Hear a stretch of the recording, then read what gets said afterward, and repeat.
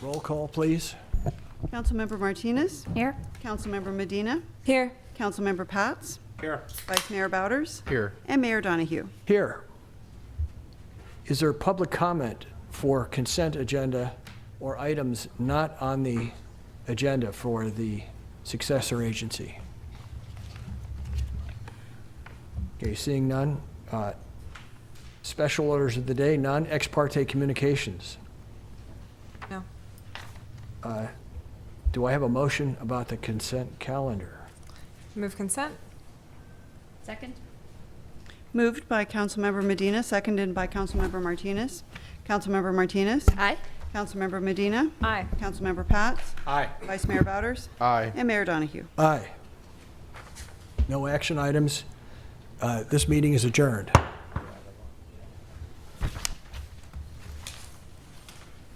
We're now on to the regular city council meeting.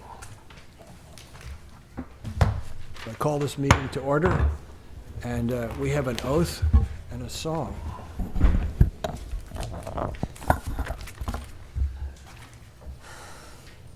I, Diane Martinez, Solemnly pledge that I will support and defend the Constitution of the United States and the Constitution of the State of California as I discharge my duties as a council member for the city of Emeryville. You are always the best starter. Excuse me. This land is your land, this land is my land, from California to the New York Island, from the Redwood Forest to the Gulf Stream waters. This land was made for you and me.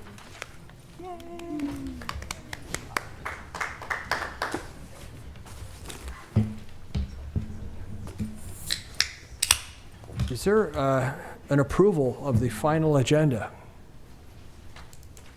So moved. Second. Moved by Vice Mayor Bowders, seconded by Councilmember Pats. Councilmember Medina? Martinez? excuse Aye. me. Councilmember Medina? Aye. Councilmember Pats? Aye. Vice Mayor Bowders? Aye. And Mayor Donahue. Aye. Special orders of the day, 4.1. This is a proclamation of the City Council of the City of Emeryville about an issue that has affected my family personally. This is a proclamation, National Childhood Lead Poisoning Prevention Week, October 22nd to October 28th, 2017. Whereas one of our most important responsibilities is to ensure that our residents are healthy, and whereas while there are many dangers we must be cautious of, lead poisoning poses a particular threat to our residents of all ages, and especially to children under the age of 6 and those with developmental disabilities. And whereas in the last 5 years in Alameda County, over 5,000 children have been exposed to lead, which is commonly found in old paint, soil, and water. And whereas lead poisoning can have devastating effects on a child, ranging from delayed growth to learning disabilities, cognitive and behavioral disorders, and even death.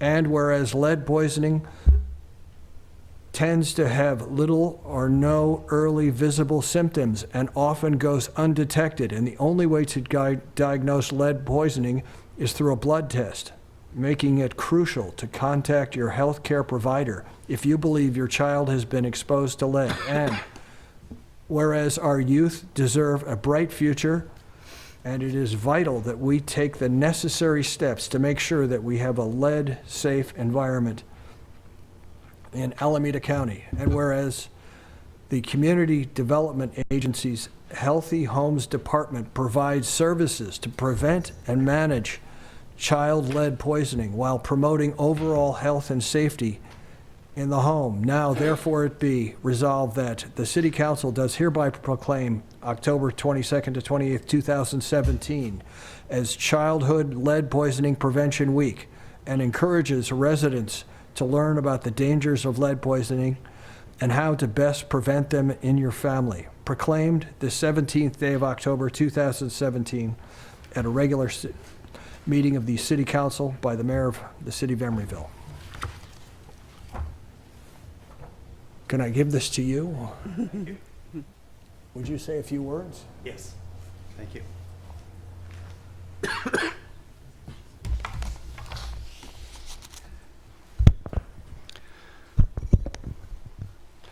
Mr. Mayor, Mr. Vice Mayor, members of the council, my name is Dale Hagan with the Alameda County Healthy Homes Department. And I want to thank you for making this proclamation for National Childhood Lead Poisoning Prevention Week for 2017. The City of Emeryville continues to demonstrate its leadership on the issue of childhood lead poisoning prevention program. From 25 years ago, when the city joined the county and three other cities in forming the Lead Poisoning Prevention District, to the recent action to require that renovators demonstrate their qualifications to do work lead safely, Emeryville has worked steadily to make its community lead safe. In support of lead safety in Emeryville, I'd like to let people know about a training for lead safety that is going on next Wednesday, the 25th. That is in conjunction with the City of Emeryville. It will be held here, and it is free to Emeryville residents, property owners, contractors, and renovators working in the City of Emeryville. And you can find out more information on that by calling 567-8280 or visiting our website, achhd.org. So that's a week from Wednesday. We still have spaces available. And I also have flyers and information about that training with me for anyone who's interested. We also offer lead hazard repair grants and consultations on working lead safely. So I would again like to express my appreciation, the appreciation of my department for Emeryville's support for lead poisoning prevention as an issue, and the support that we've also gotten from city staff in making community aware and making Emeryville lead safe. Thank you. Thank you very much. Thank you. Mr. Mayor, I would just like to note, as the liaison to that department, that it's a small department, but it has phenomenal staff, some of whom live in Emeryville. So I just want to thank you, Dale, for coming, and you guys do a great job. I just also like to say that Emeryville used to be one of the most polluted cities for lead of just about anywhere, because we had a steel plant that burned automobiles to make rebar, and some of the metal in the burning of automobiles and scrap steel contained a lot of lead, and it virtually rained lead over our city. And so it's been a necessary effort to clean our city. The next item, 4.2, is a presentation to the Emeryville City Council regarding our 211 service role in disaster preparedness and response.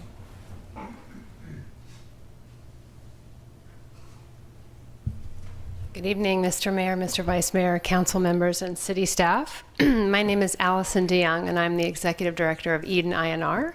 The INR stands for Information and Referral. We're based in Hayward. We serve the entire county of Alameda.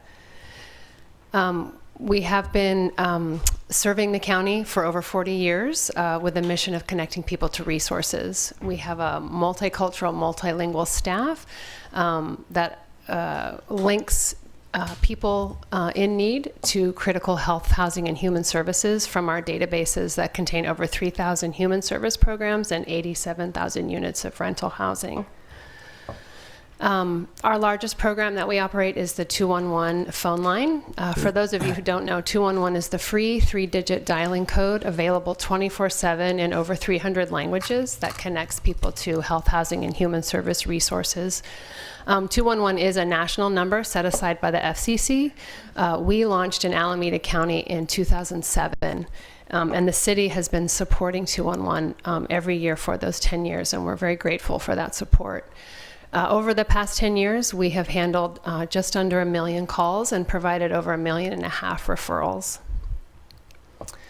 Last fiscal year, 211 handled 597 calls from the city of Emeryville and provided those callers with nearly 1,200 health, housing, and human service referrals.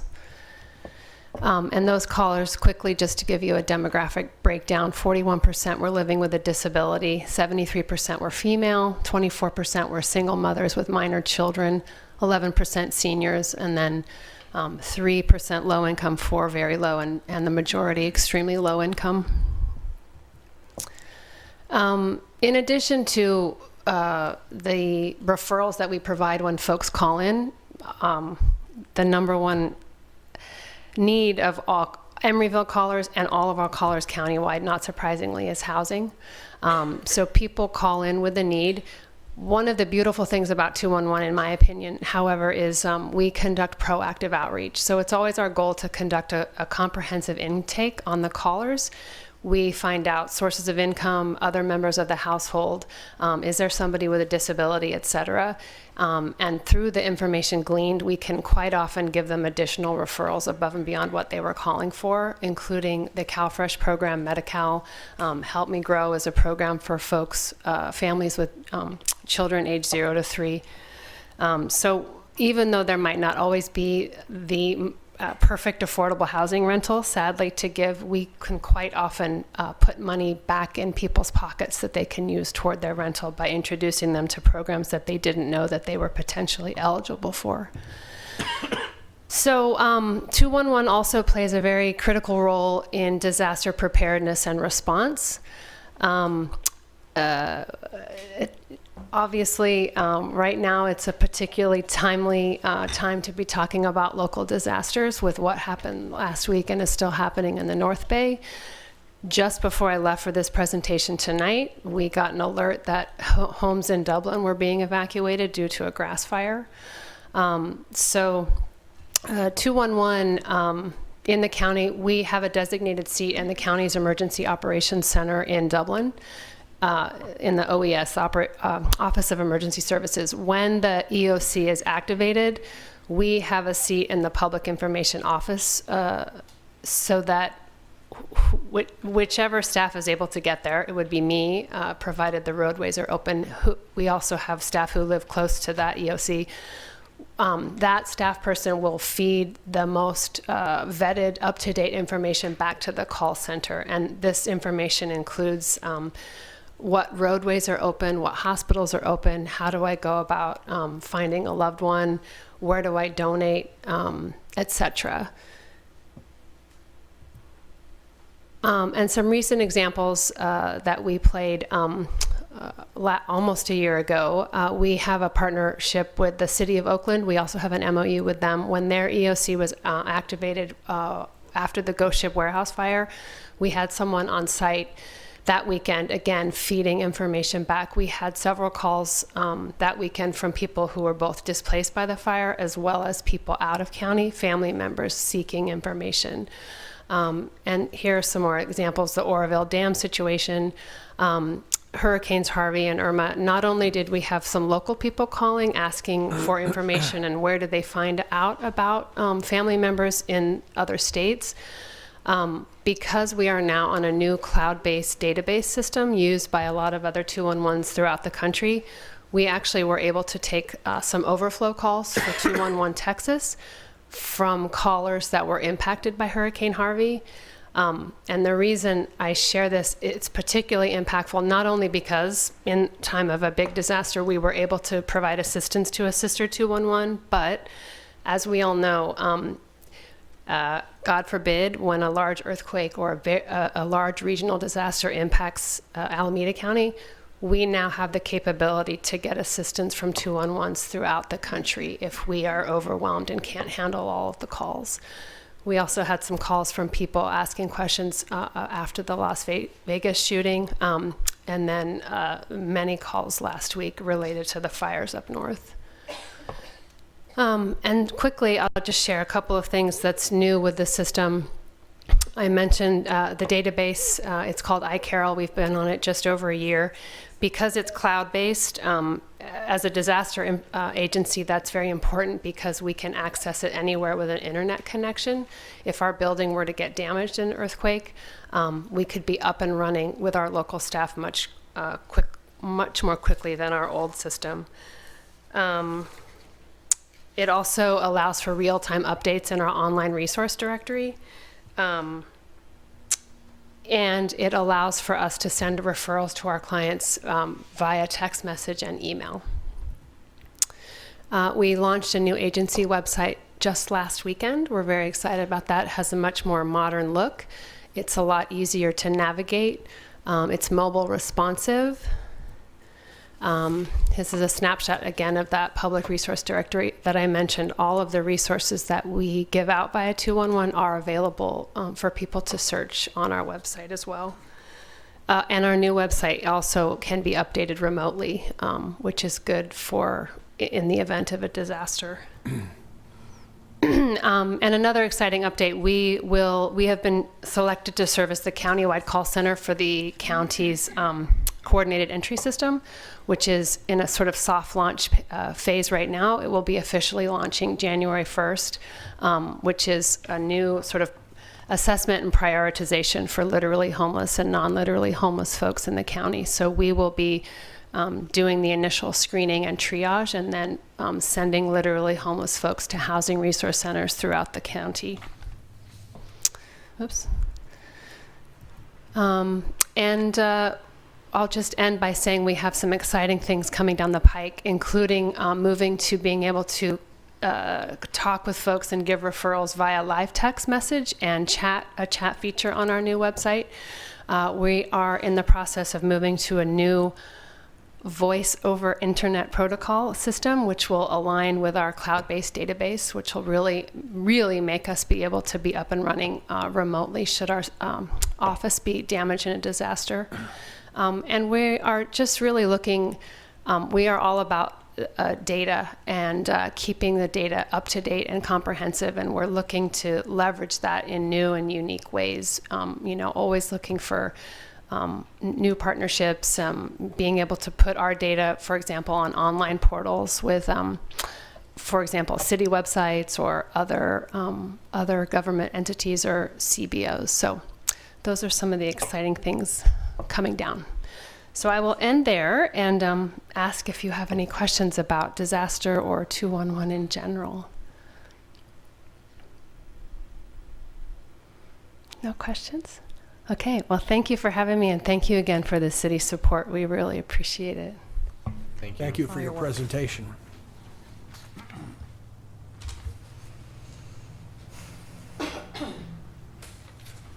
Announcement of commission and committee vacancies. Mayor and council members, as you know, we have one vacancy on the Public Art Committee due to a resignation. We've only received one application so far, and unfortunately, that person is a resident but not a business representative, which is the vacancy that we have. So we're going to re-blast out all our communications about the openings and invite anyone within the sound of my voice to encourage anybody that may qualify to apply for this, and all the information is on our website.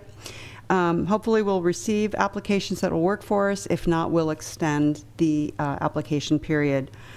On a tangential note, the council might recall that in June we brought an item about the council members appointing standby officers for in the case of a declared disaster to take your spot if you were unable to attend and the city needed to conduct business. So we'll be bringing that item back to you on November 7th so that we can have it in place for January 1, which was what your direction was. I did a poll of our community advisory body members to see who might be interested in serving in that capacity, and I didn't get a huge response to that. So we're putting the word out again, kind of a last call, but I just want to give you a heads up that you might be having to come up with some other candidates because I may not be able to provide you with 3 options each. Thank you. Mr. Mayor, can I ask a question? Yes. Sherry, the Public Art Committee, isn't that the one committee where we can constitute the size and composition however we want flexibly?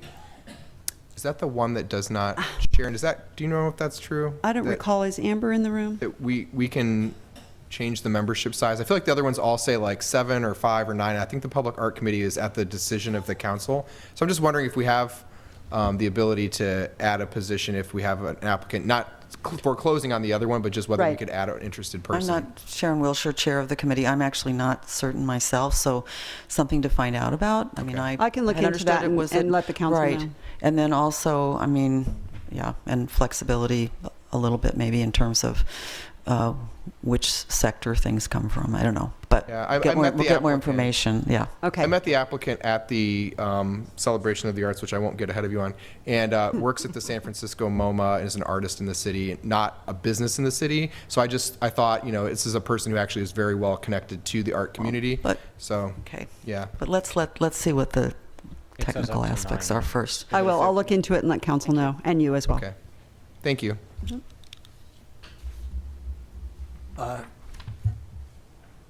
Is there a city manager report? Oh, excuse me. No, we're not to that yet. We're actually at council member special announcements. Yeah. Number 6. Yeah, council member special announcements. I've got something brief. SB 687, Save Our ERs bill. Our city council passed a resolution in favor of it earlier this year. It was unfortunately vetoed, meaning that there's currently no statewide mechanism that would enable the Attorney General to keep all debates open if Sutter does move towards closing it. So I encourage all of us to keep a really close eye on those proceedings. And Mr. Mayor, I just wanted to mention, because Pedro's in the Peanut Gallery and not at a microphone, that we've got the Harvest Festival coming up. And for the first time, it's going to be at the ECCL gym and field, not at Doyle Hollis Park. Do not go there. No one will be there. There may be cobwebs. They're not related to our event. But it's October 28th, 3 p.m. to 5 p.m. at the ECCL gym and field, located at 1170 47th Street. And there will be games, crafts, large maze, photo booth, petting zoo, jumpers, and much more. So I hope you all can attend. Is there a costume contest? There could be. Wear your costume. Yes. So not to correct Member Martinez, but last year when it was at the ECCL, there was a dog costume contest. So Was it at the ECCL last year? I thought it was Try to at obtain a Doyle. dog. We got rained out at. Oh, it was rained out. yeah, it was rained out. I'm sorry, So- it was never scheduled. Yes, to there be you at go. ECC. So that was going to be my announcement as well. It was a phenomenal event last year, and I think we're looking for an even better one. And it will be in conjunction with a school. PTO will be there, and I don't know if you've had a chance to see the PTO at an event like this, but I just want to make a special shout out to them. They do an amazing job. They bring in a little caravan and open it up and sell snacks. So I highly recommend people go, if for no other reason than to see the wonderful event and support the PTO. Any other council member announcements? Okay, public comment for consent agenda or items not on the upcoming agenda. Sharon Wilshire, project coordinator for Emeryville Celebration of the Arts. And the current project is the 31st annual Emeryville Art Exhibition. I wasn't able to come to the previous council meeting. It was kind of going 24/7 to get the show installed. But so opening night is always wonderful, and it was wonderful. But now we invite you back to take a closer look at the artwork. We have 98 artists who live or work in Emeryville, and 136 pieces of artwork, including performance. This past Sunday was a wonderful poetry afternoon with 4 Bay Area poets, including Emeryville's Sarah Kobrinsky. And this coming Sunday, we'll have another performance at 4 o'clock with Shadi Shamsavari, and it will be poetry, spoken word, and music. So we're excited about that. This is the first time to have her performing, and she does live here in Emeryville. And the exhibition is at 1475 66th Street, so it's on the north side of the Emory Tech building, and open every day from 11 to 6 through Sunday the 29th. So come back. We have some wonderful work, and we're excited to share it with the community. Thank you.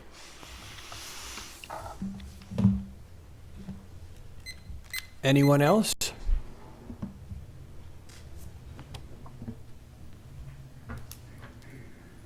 Okay, we'll move on to city manager report. Mr. Mayor and members of the council, another worthwhile event coming up and going on right now is the Pink Patch Project, sponsored by Emeryville Police Department. And for the particulars, I'd like to turn it over to our police chief, Jennifer Tejada. Thank you. So we have our Pink Patch project this month. It's in support of breast cancer awareness. These patches are available for sale for $10, and we also have a t-shirt for sale for $20, and all of the proceeds go to breast cancer awareness and research funds. We also have little pins that are coming in at the end of the week. So if you'd like to have one, please contact me. Thank you for your support. And we do plan to have some of these items for sale at City Hall. Would they be able? Yes. And our officers are wearing pink patches for the month of October to show our support for breast cancer research. We have some officers who are heading up the project who this cause is very close to their hearts, and so a lot of energy behind this month. Thank you, Mr. Mayor. Okay, thank you. Ex parte communications. I received an email from Rich Robbins of Wareham Development about item 12.3, the Emeryville Economic Development Strategy. Myself as well. That's all I got too. Yep. Same here. Anything else? Okay, consent items. Do I have a motion? So moved. Seconded. Moved by Councilmember Pats, seconded by Councilmember Medina to approve the consent calendar. Councilmember Martinez? Aye. Councilmember Medina? Aye. Councilmember Pats? Aye. Vice Mayor Bowders? Aye. And Mayor Donahue. Aye. Action items, 12.1. Homelessness services. Good evening, Mayor and council members. Let me just get the PowerPoint up. There you go. Oh, much better. Good evening, Mayor, council members. I'm Catherine Firpo with the Community Development Department. I'm here tonight to talk about housing services and a homeless shelter proposal.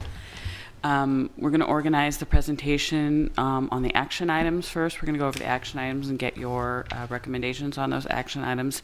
And then we'll move on to the Berkeley Food and Housing Bridge homeless shelter proposal. The background is we are experiencing a homelessness crisis in the Bay Area. Homelessness and housing instability have wide-ranging negative impacts. Individuals or families who are experiencing homelessness or at risk of becoming homeless are often unable to reach their full potential at home, work, at school, and in the community. Homelessness is a symptom of a wide range of challenges, and the high cost of housing in Alameda County increases the cases of homelessness and presents a barrier to its prevention. So in January of this year, there was a Alameda County homeless count, which 4 of our staff members took part. And the homeless count came up with 0 sheltered homeless people. We don't have any homeless shelters in Emeryville, so that makes sense. And 29 unsheltered homeless people experiencing homelessness in Emeryville. Obviously, since January, things have changed, and we think that there are probably more than that now, but not significantly so. And compared to other cities in the county, our count is actually quite low. Also, during the homeless count, there was a survey that was done of people experiencing homelessness. These are some of the data that came out of that survey. This talks about sort of the reasons why people are experiencing homelessness, what prevents them from leaving homelessness.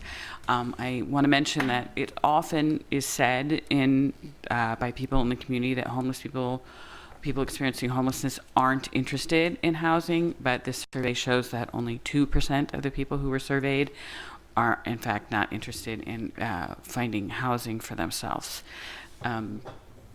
Also, it bears noticing that the duration of homelessness for people is becoming longer and longer, which is part of our housing crisis. We have some local resources that we put into homeless issues. We fund our portion of the Homeless Management Information System, which is a countywide information system talk about that a little bit later. Every year we fund part of the North County Winter Shelter, which is in Oakland. We fund Berkeley Food and Housing Project to do outreach, street outreach, engagement, harm reduction, and case management here in the city. And then we have a food security provider, ECAP.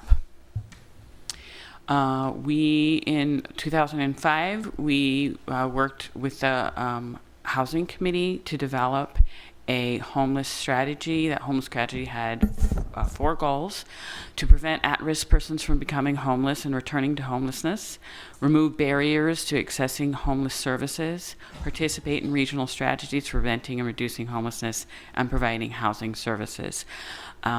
Staff is going to be working with the Housing Committee in 2018 to update this strategy, and as we get further into this presentation, you'll see why. Because there's just been a lot of changes to the way homelessness is approached in the county, and some of the things that we were, some of the goals are actually going to be reached by our coordinated entry system. So we're going to take another pass at it, get a little bit more detailed.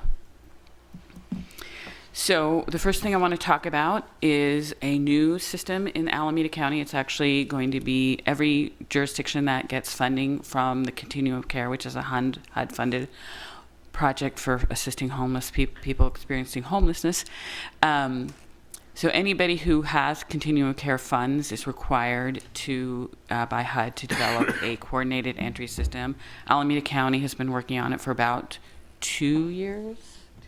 About 2 years, and I'm happy to say that we did a soft launch starting October 2nd, so we actually now have a coordinated entry system that is beginning. The full launch will be in January, and I can talk more about that if you're interested in what that means. The coordinated entry system has a housing first, low barrier approach. Every coordinated entry system point will screen, assess, and refer clients with standardized protocols using standardized tools and processes to connect people experiencing homelessness to available resources. So as was mentioned earlier, when we're in full coordinated entry system, people who are experiencing homelessness or at risk of experiencing homelessness, the front door for that will be 211.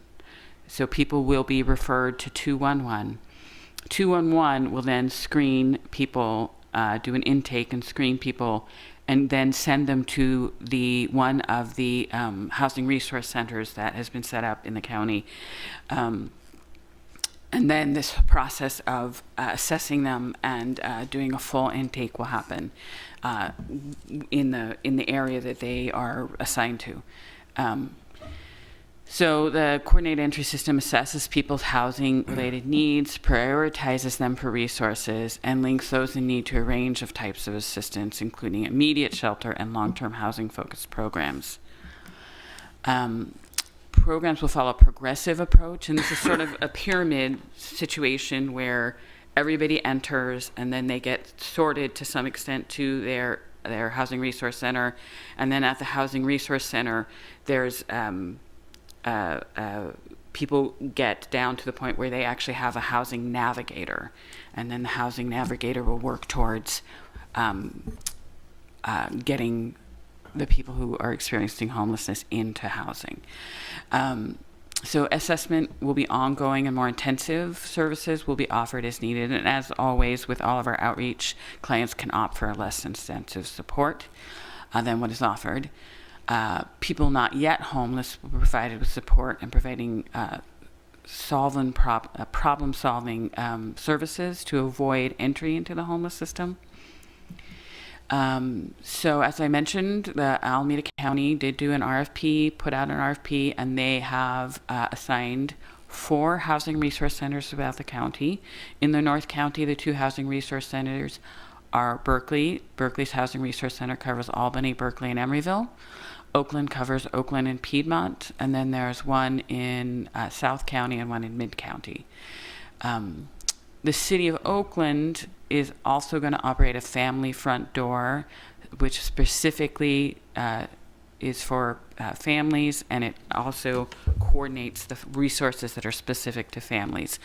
The family front door that Oakland operates will cover Albany, Berkeley, Emeryville, Oakland, and Piedmont. The city of Emeryville, we've been waiting for this and known that was coming, and during the budgeting process, we did set aside some funds for homeless services, and staff recommends that of spending $25,000 of those funds to fund the family front door in Oakland that covers Emeryville as well. Berkeley Food and Housing Project has been for a couple of years, and we funded them in the past for many, many years. But we, after developing our homeless strategy, we decided that we needed more intensive outreach in the community to people experiencing homelessness. We contracted with Berkeley Food and Housing Project. Berkeley Food and Housing also is going to be the contractor for the City of Berkeley, Albany, Emeryville Housing Resource Center. So they are going to be the hub. They have been the hub for the City of Berkeley in their housing hub, and now they're expanding to be the hub for Emeryville and Albany. And that again started October 2nd. Berkeley Food and Housing staff who have been providing outreach and engagement in Emeryville. They've been doing that for a while. They will now conduct intake and assessments in the field to feed into the coordinated entry system. So they will actually have tablets in the field. They will be doing assessments in their interaction with people experiencing homelessness. And then all that information feeds into the HMIS, the Housing Homeless Management Information System.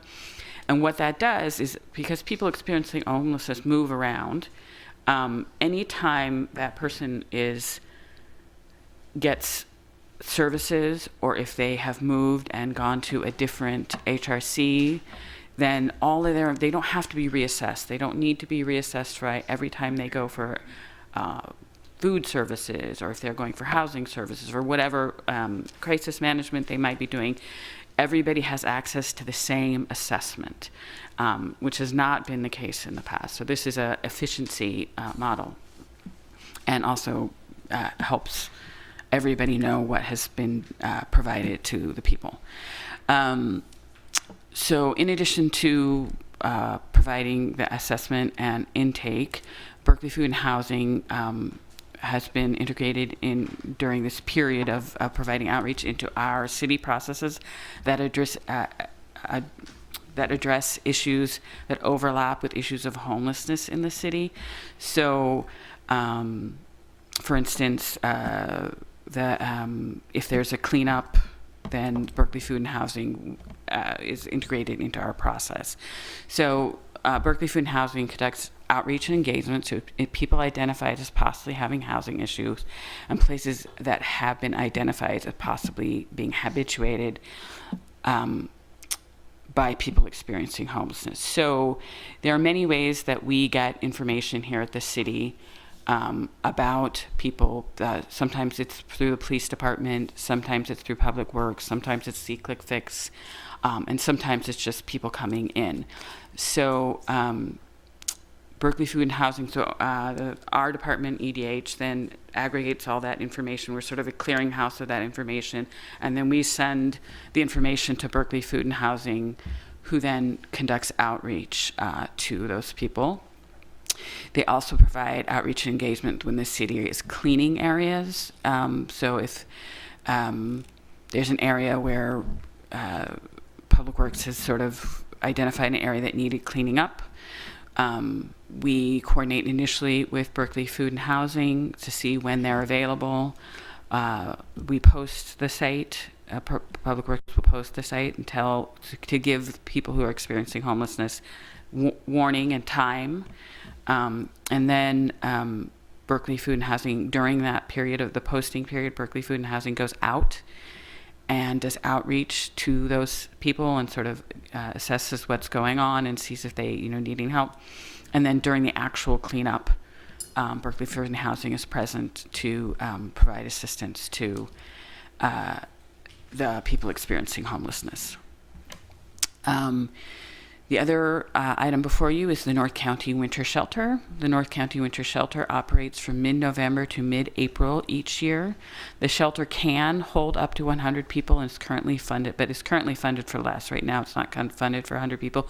But as we found out last year after the fire in the apartment building in Oakland, they can expand if there's some issue that requires expanding, and they can also extend it past mid-April if there's a emerging issue. Again, Emeryville during our budget process had budgeted $15,000 for the 17-18 winter shelter to provide 5 shelter beds to people experiencing homelessness in Emeryville. Berkeley Food and Housing manages the referral process to the winter shelter to keep those beds filled. By the way, and if there's not a person experiencing homelessness in Emeryville on a particular night, there's a time limit. If it's not taken up by somebody who's been referred through Berkeley Food and Housing, then it becomes available to anybody who comes to the door. So those beds are often filled, even if they're not filled by somebody who identifies as being homeless in Emeryville.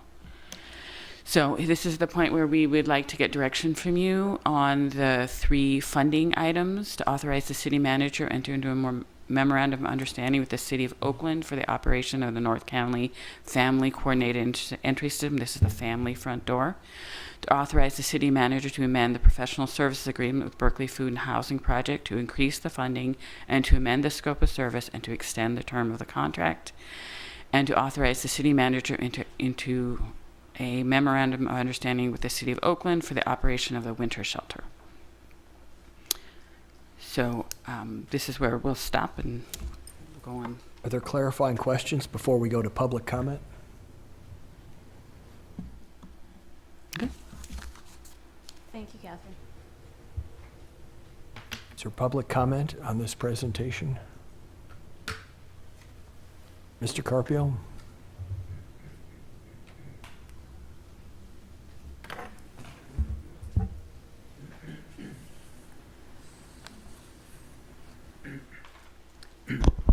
Good evening, ladies and gentlemen. I was interested in this presentation here, and I don't want to make any derogatory statement about the program. All I'm interested at the present time is to find out how much all this has been cost. What is the total cost? What the funding that the city is providing for that City of Berkeley and the City of Oakland for the administration of the homeless. I mean, what's the cost? I didn't see any, nothing has been said. How many millions of dollars is for the administration? I mean, anything. I'm really puzzled. It's lots of war there and lots of, homeless, but how much money is it being given to the homeless? Are the homeless people giving any change? I mean, any money, or what? Or they just, sleep here and eat here and then get out on the street? I mean, is it the process? It's difficult to understand how it works. I know there is people employed for that, but what else? Thank you. Anyone else?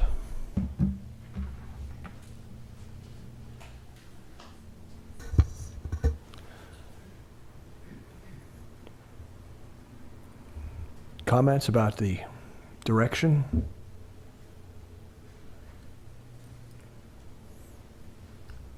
You want to go ahead? No, go for it. I have a couple questions, actually, Catherine. Just some clarifying things. The Family Front Door program through Oakland, is that also, they're running it, but is it going to be referred through 211 as well? Yes. Okay. So it's a sorting. 211 does a sorting. Okay. So they'll determine that's part of the diversion process. If the person's better served through Family Front Door through 211, they'll make the referral there. Any person who has children will go to the Family Front Door in North County. North County, okay. Right, in those 5 cities. The Berkeley Food and Housing serving as one of the hubs is, as a hub, are there co-located services and which ones are there? Is it just whatever Berkeley Food and Housing provides, or is like, do they have a memorandum of understanding with like the county health department has a mental health worker on staff as a hub? Most hubs co-locate, and I'm just wondering what we're So co-locating. Berkeley Food and Housing Project is the hub for the city of Berkeley right now and us. But so it's all the city of Berkeley program, all the programs in the city of Berkeley will be, they will, what's the word I'm looking for, Terry? They will refer people out from there. Okay. So the other, the regional centers you talked about at the very beginning that 211 will disperse people to, do any of them have co-located service where, you know, in other places that have successfully combated homelessness, one of the big barriers is first coordinated entry, which I'm really happy to see we've done. But the second piece is people don't have the money for transportation. They don't have phone service or phone access. They often don't have ID or a bus pass. And so are we going to have at any of these centers that are being created, do we offer county mental health services, DMV services, veteran services, all there? Is the county putting any of its staff in any of these regional centers so that people get co-located service at one time and they don't get told you have an appointment on Tuesday here and over here on Wednesday over here and next week Thursday there?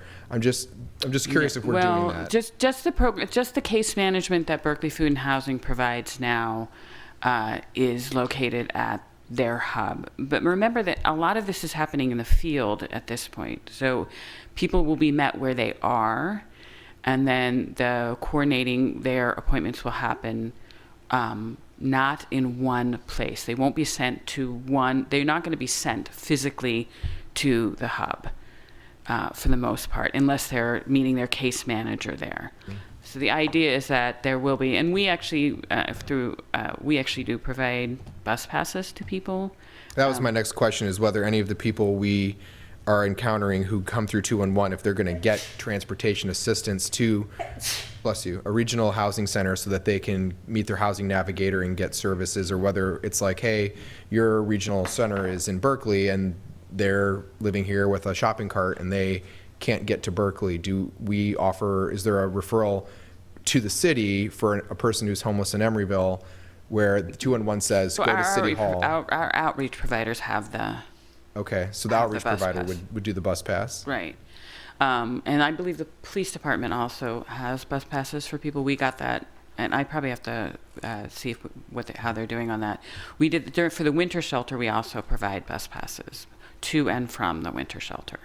Okay, but it sounds like countywide we haven't come to a point of having co-located services at a regional service center. Is that what I'm hearing? I believe the South County one might be planning that, but ours do not. Okay. And you answered the transportation question. The last couple here are, to Mr. Carpio's point, do you just have an estimate of how much money we are spending on shelter beds? We do not fund any shelter beds. The only shelter beds that we fund are winter shelter beds, and that's $15,000. But other than that, we have the city of Emeryville does not have any shelter beds. They do not have any permanent supportive housing. So what we fund right now is $60,000 to Berkeley Food and Housing, and that's for 18 months. That's why it's a higher number than normal, because we're aligning with our contract with the City of Berkeley contract with them. And then, so $15,000 for the winter shelter, $25,000 for the family front door, and $60,000 for Berkeley Food and Housing. And then some money for HMIS through CDBG, but it's a nominal amount. My last question, and then I just have a brief comment. My last question is, when we do cleaning up, I understand the need for health and safety reasons at times to visit someone who's living unsheltered and provide cleanup services. Do we ticket people? No, I don't think there is any ticket that you can give them. So the way that do we give citations or infractions to people who do not vacate? No. So if there's like a notice order, you know, when they you need to vacate the space for a cleanup, do we authorize or allow people to be ticketed? Is my question. Not for that, no. I'm not aware of any situation where that's occurred in Even if we Emeryville. have anything. Our on the- approach is to support them, link them to services, and really come to a resolution outside of the criminal justice system. Okay. So thank you. Those are my questions. Well, Oh, go I ahead. just want to be clear, when we do cleanups, for the most part, people just take the things that are important to them, they move them, the city Public Works comes and cleans, and then they move back. Okay, that's so that gets to my comment. So that's a very idyllic viewpoint of how most cleanups operate. It would be great if that's how they all were. So my only feedback is I really appreciate your presentation. I think we're going in the right direction, being a regional partner on all these issues, and I'm super supportive of what you've asked us to support tonight. I know that as the issue of encampments grows regionally in the community, my ask, especially to you as the expert on staff, is that you work with the rest of our staff closely on a couple really important issues to me. As somebody who's worked directly in homeless services for years, one of the things that is really important is that small cities don't have a lot of experience cleaning up encampment issues. And oftentimes that results in things that might seem like harmless error to most of us, but are actually super impactful on the lives of people who are homeless. And you mentioned, you kind of alluded to, that involves making sure people have access to documents, records, things that are very important to them. I realize a lot of stuff that we remove looks like trash and rubbish, but to many of those people, that's, as you know, that's what they have. Right.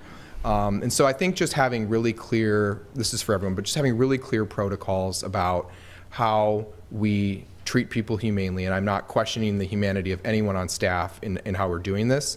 I just know from experience there have been cases where a person is not there at a time of removal, tents are picked up, people's small animals have been in tents that have been thrown in trash compactors. An encampment was removed on the East Coast a few years ago where a man was in the dumpster and crushed in the dump truck. And so there are situations where there are people in front of us or other living beings that don't get seen.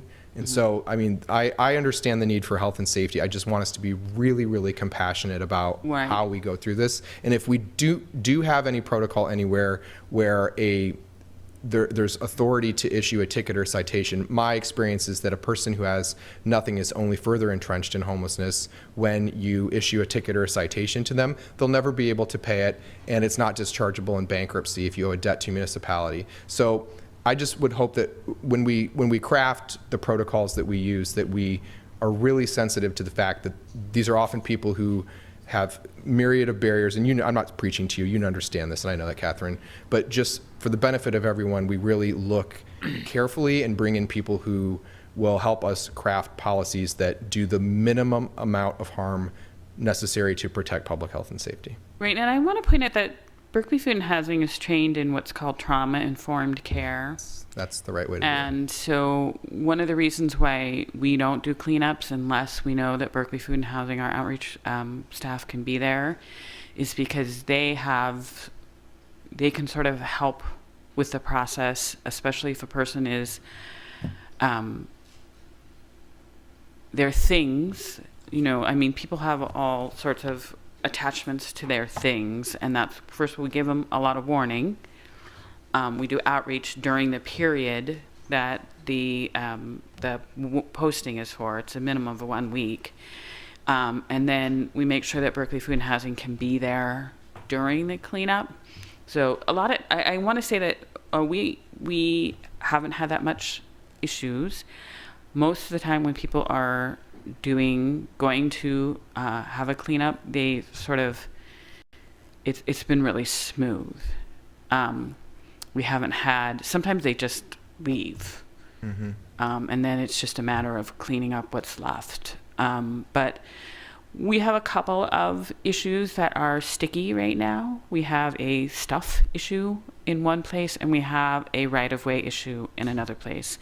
And Berkeley Food and Housing has been doing extensive outreach to those two people to try and sort of deal with that.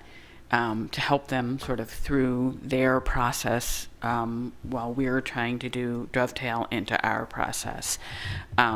So people think that they might, see Click Fix and say this stuff is here, and if it's still there a week from then, they think the city's not doing anything, but actually we are, and it can be a long process of engagement, dealing with people experiencing homelessness around where they are and what's going on with their things, and so we really only have sort of 2 that we're struggling with at this point.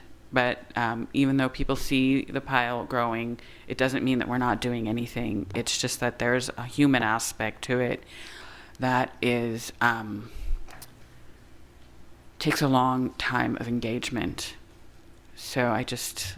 And I value every word you just said. I think that putting the human aspect of it first is the most critical thing. And my ask would be that if you were the housing committee, when you review this stuff in the coming year, identify places where we could expand services with small contracts. And I think of 2 examples off the top of my head. I know the gentleman who is residing under the Powell Street overpass and has approximately 45 bags of recyclable goods. And he has no recycle center nearby anymore to take them to. And so... and it's important to him. It's very important to him. It's not garbage. It's his livelihood. Yeah. And so for me, if there is a contract where there is some small nonprofit or business that runs or operates a van that will take him and his goods to a recycle center once a week for us to pay some small amount of fee to have them on contract when necessary, to do that, and I know many people listening to this may feel that is enabling a person. What it is, to me, is harm reduction. It is teaching a person that your government can assist you, and he will be more open to taking other services, including shelter, in the future, in my experience. And I would just be interested, if you encounter those types of unique problems and you find yourself in an elongated period of time working with an individual because of an issue like that, and you say, hey, there is this service. The other thing I think of are mobile shower centers. There's a lot of people who, for hygiene reasons, don't have access to a toilet, and I'm glad we put them in our parks now, but they don't also have access to a shower. And when I think of San Diego and Santa Cruz counties and hepatitis A outbreaks, the reality is that people who experience homelessness and have to go without services like that pose a risk, that they don't have only just their own health risk, but it's a wider public health problem. And so I think, having a mobile clean station or a mobile laundry station, there are people who run nonprofits who, for small grants, we could make those services more available. And I think that's not something that should fall on each city to do, because I think it's a regional approach, but I think it's one of those things that we need to start to weave into the conversations we have, especially since we don't offer co-located services here in North County, where a person can go into a center, get their mail, sign up for Social Security benefits, have their CalFresh renewed, wash their laundry, get a hot shower. We don't offer a co-located services center where there's also a licensed mental health worker from the county on staff to help them with prescription medication and other things they need. We don't do that. Salt Lake City does it phenomenally. New Orleans does it. Other cities have done it. And in the absence of that, we just need to think about, where do we triage and meet people where they are. And I think that the coordinated entry system is the first step, and getting that under our feet and getting some experience with it is the first step. And I think the idea of the coordinated entry system is to build on that and get to what you're talking about. But the coordinated entry system is a very complicated undertaking, and the people who experience homelessness, they actually need a transition also from the way that they are used to getting services, and so it's you don't want to do everything I agree. once. It's a ramp up. But yeah, it's a ramp up process. I agree. And so as to the showers, that is being discussed by everyone home. It turns out to not, I actually have been in a couple of meetings about that. Turns out not to be as, San Francisco used to have them. I don't think they do anymore. It turns out not to be as easy, the mobile showers, as we had hoped. It's because you need a water source, which is not that difficult, but then you also need to be able to hook into the sanitary sewer at all these locations. And that actually is not as easy as it turns out, but it is on the radar of everyone home, that's something that would be useful. In the next presentation, we will talk about some of these things for the men's shelters. So, Oh, you have another whole presentation to do. yes. Oh, sorry. I thought that was when it said direction request. I'm Nope. sorry. I'm done. Thank you, Catherine. I've got 2 quick questions. Thank you for such a thorough presentation. I look forward to another one very soon here. The survey that you had in there, was that just of Emeryville residents who were No, on that was shelters? all the county. Yeah. All So the county. Emeryville residents. Because I thought the 2% would be then one person. Yeah. No, that was the entire Alameda County Okay, homeless count. Yeah. Great. And then I also just wanted to clarify for the record, which we emailed about, and thank you, that the North County shelter homeless outcomes from last winter were 145 people did not return to unsheltered homelessness at the end of the season. That's right. Last year. And so that's fantastic. I do want to mention at the winter shelter there is Bay Area Community Services is there doing some of the things that you suggested that they do. So there is actually co-location of services at the winter shelter. Great. Not a complete package. Not a complete package, but yeah. there is some mental health and referrals from there. Do any of the shelters allow animals? Companion animals? Well, everybody has to. Well, I recognize, but there's obviously, I mean, a lot of shelters will tell a person walking with a pit bull that the pit bull can't come in. So I'm just... Winter shelter does not allow animals unless they are official Service service animals. Service animals, okay.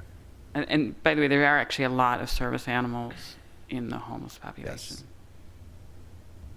Emotional support, yeah. I had some questions.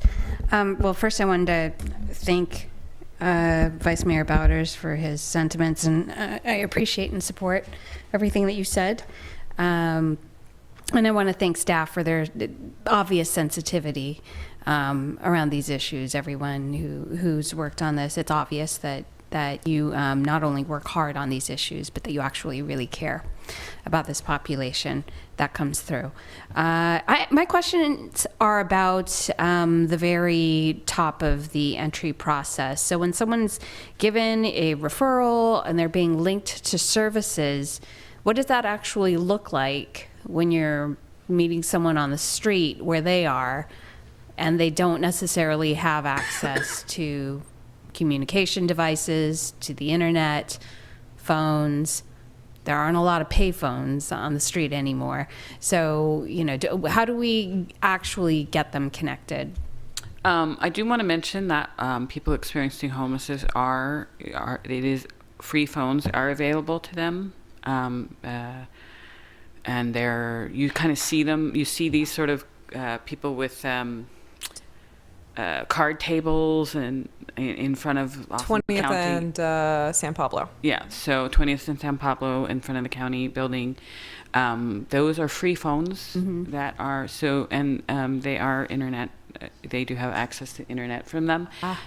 So there is a lot of loss of those phones. I was and going to say they happens. get stolen or taken a lot, though. Yeah, there's a lot of loss. So there's a lot of sort of churning of those numbers. But that is something that the outreach workers do actually ask about. And do they have communication devices? And they will tell them where to go to get them. So your question is, how does it look?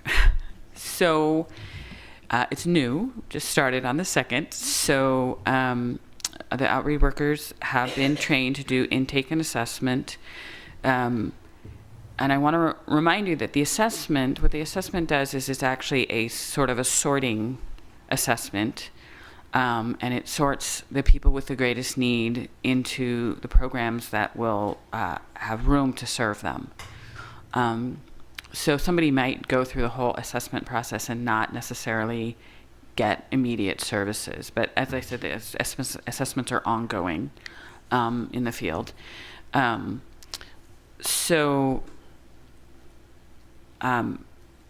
The person who is assessed then gets generally some sort of case manager. Sometimes it actually is the outreach worker who's sort of the contact. And then that person is going to work with them to fill out the paperwork, to get the sort of systems moving for them. And then are the caseworkers location specific? Will we tend to have the same few people who work with our population in Emeryville, or do they follow their cases all around? Our outreach workers are 3 people. Mm-hmm. They're always the same 3 people.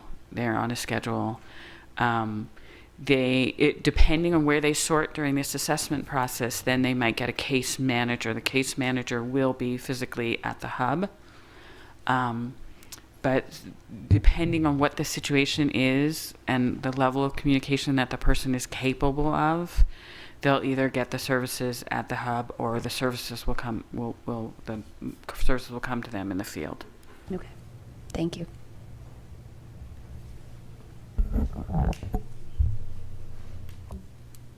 Thank you. Should we move on to? I just need the action items, and then I'm going to move on to another presentation. So There are is this- 3 resolutions. Go ahead. Go ahead. I was just going to move them. We have to move them individually, or can we move them as a group? Individual. Right, Michael?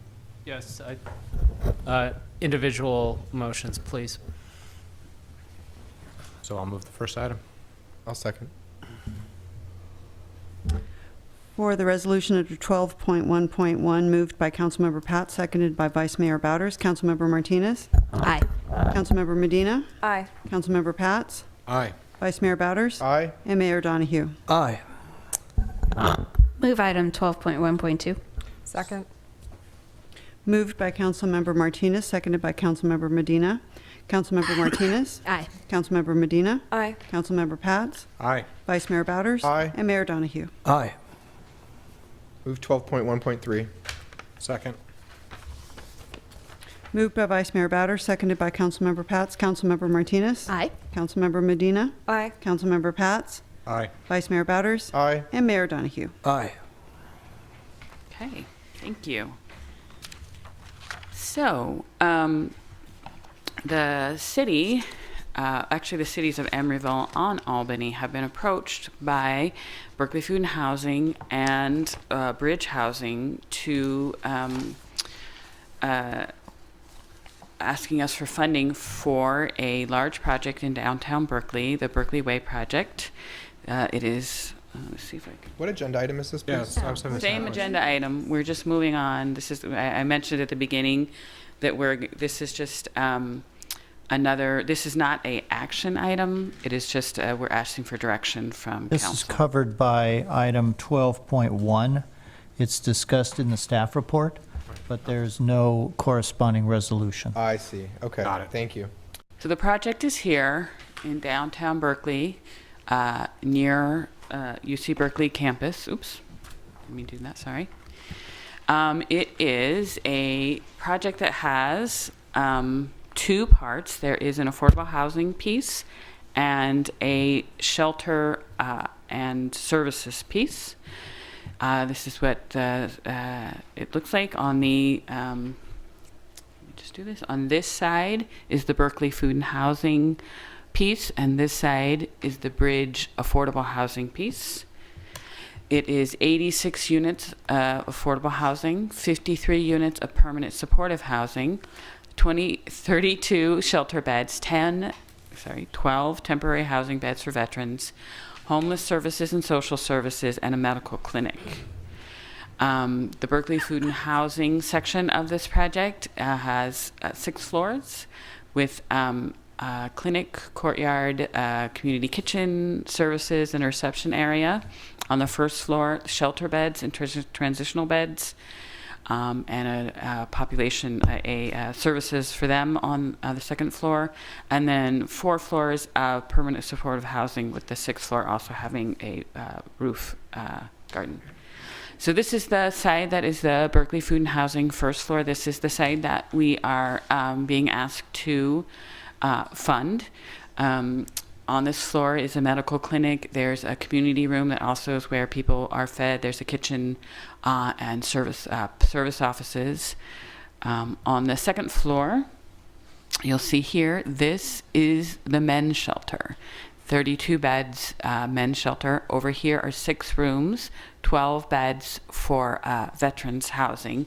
The veterans section has to have their own sort of community room, and the men's shelter has a community room. There's showers, laundry, bathrooms, and some offices for staff on this floor. And this is a typical permanent supportive housing floor. Both Bridge and Berkeley Food and Housing are here tonight. If you have any questions, what they asked us to fund is the men's shelter. It is a replacement for the men's shelter in Berkeley that's being lost. 32 beds, and they have estimated that the cost of a bed is about $255,000 for the bed, for developing the bed. And the idea is it would work similar to the winter shelter, the way we have beds that are assigned to people experiencing homelessness in Emeryville that are, the referral process would be through our outreach provider. Just to clarify, this is a one-time cost, is that right? One-time cost, yeah. As opposed to the ongoing subsidy that we give for the winter shelter. And the reason why, part of the reason why it is so expensive is because you have to create a huge upfront fund for operating reserves. Because there is no, there's no rent being gathered by, to pay any debt service or any ongoing operating costs. So as I said, Bridge Housing is here to talk about, who can talk more about the project, and Berkeley Food and Housing is also here. The executive director is here. If you have any questions about this funding proposal, the city staff have reviewed the proposal and identified some funding which we think we could pay for 4 beds. Where would the funding come from? It would be Fund 299, which is the housing funds. Housing funds, yeah. So what's the balance after we do that? We so it wouldn't be, so this would end up in our CIP. It wouldn't be, we would be funding this project. It's hasn't even gone for tax credits yet, so it would be in several years. So it kind of, there is funding out in those years, we think, room in the fund, but it's not it won't be sort of, this is what's left at the end of that, because we have so many things in the CIP that are being funded for that, and we don't know when everything will hit. But we believe that there's enough funding during the CIP period to fund this. So can I ask a couple more questions, Mr. Mayor? Yes. So the Christie Avenue project properties, I understand there's a separate issue tied to remediation of the courtyard and the current location of Public Works facilities there. But my understanding was the 299 fund is largely contributed to helping get us over the threshold for that. So would this be diverting funds away from completing the funding for the Christie property or not? That's also funded by 299. We also have not assigned our bond, our A1 bond money. We only get like 2.7. 2.7. Remember that comes with Article 34 authority.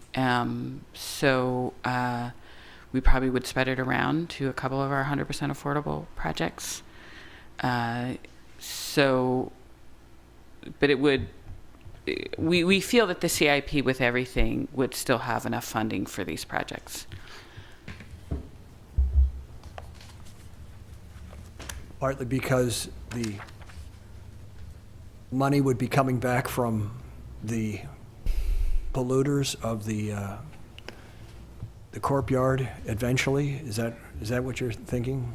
Well, that doesn't affect the type of funding that we'll have for the Christie Avenue sites. The issue is that the Christie Avenue sites are likely to be pushed further out. They're occupied. In funding, and so there'll be more years to have 299 funds get. And then we expect the 295 funds to every year to, it depends, but we expect as in the next few years that those funds will continue to go up every year. Okay. I would like to ask either Bridge or Berkeley Food how they anticipate funding the project in the absence of a contribution. I don't know Okay. who the speaker would be. I think that's probably Bridge. Okay.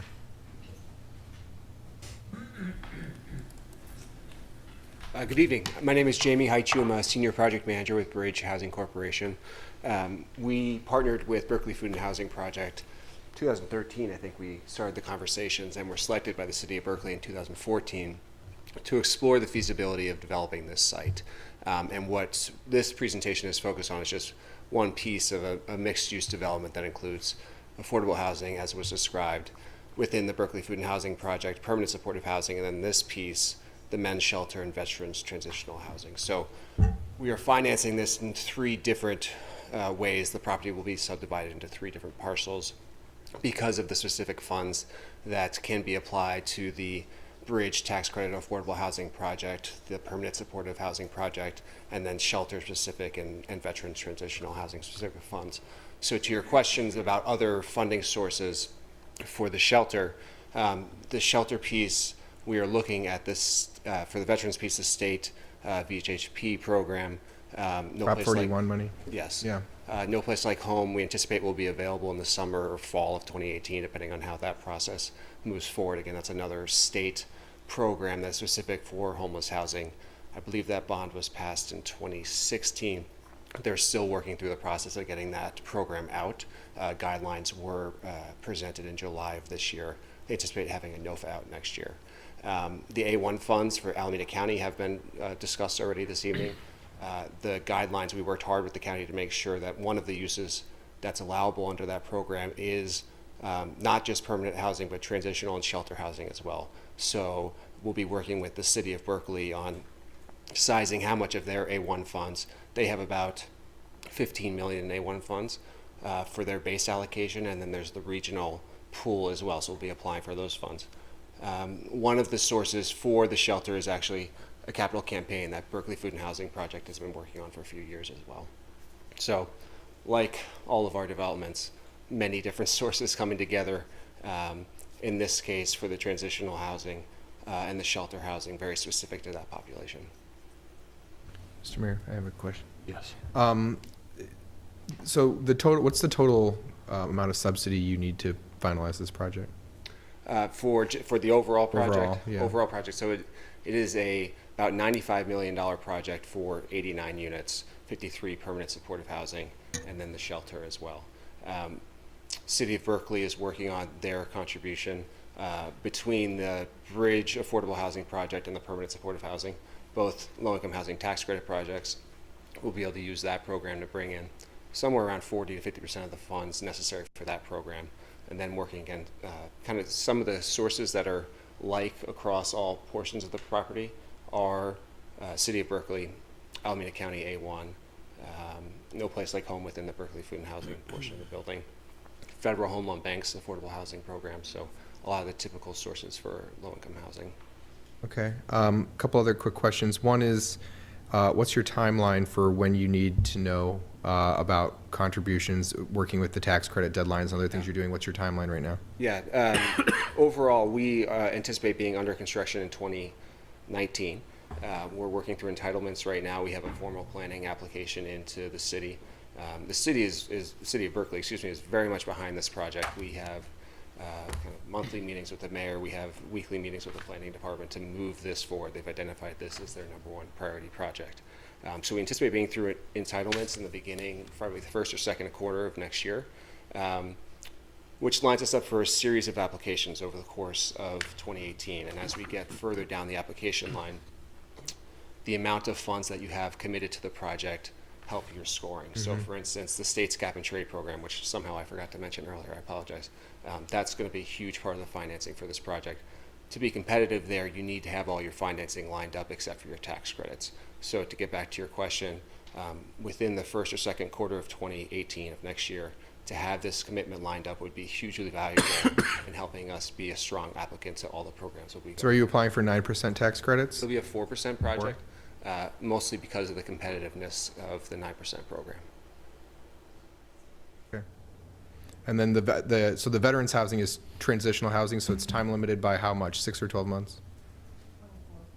24? And who would you be providing services through to them? Would it be you yourselves, or you have a veterans group that's going to do it for the grant? I worked on Prop 41, so I have a few questions about how you're going to get those units up.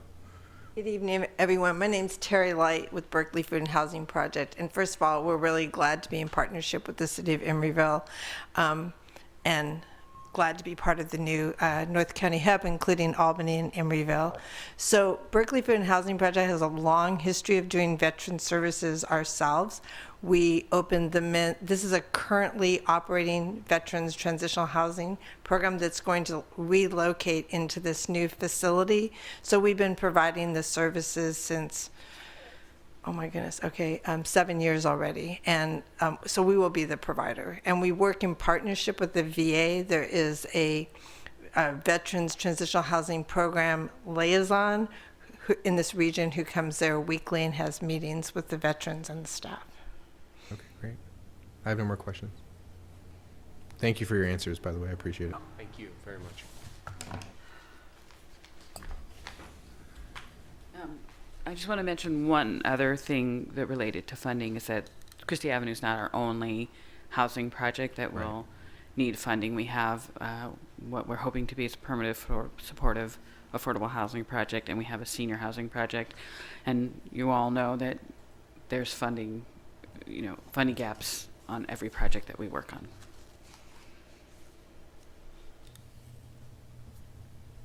So I suppose I should take more public comment on the second part of the presentation. Mr. Carpio?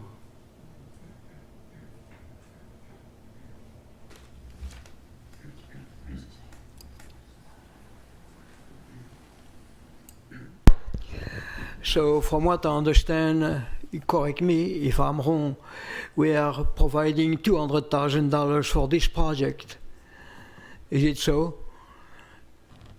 It's a real estate project that is located in Berkeley.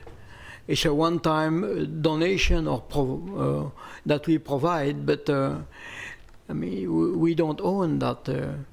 This city of Berkeley will benefit from that. We don't. Thank you.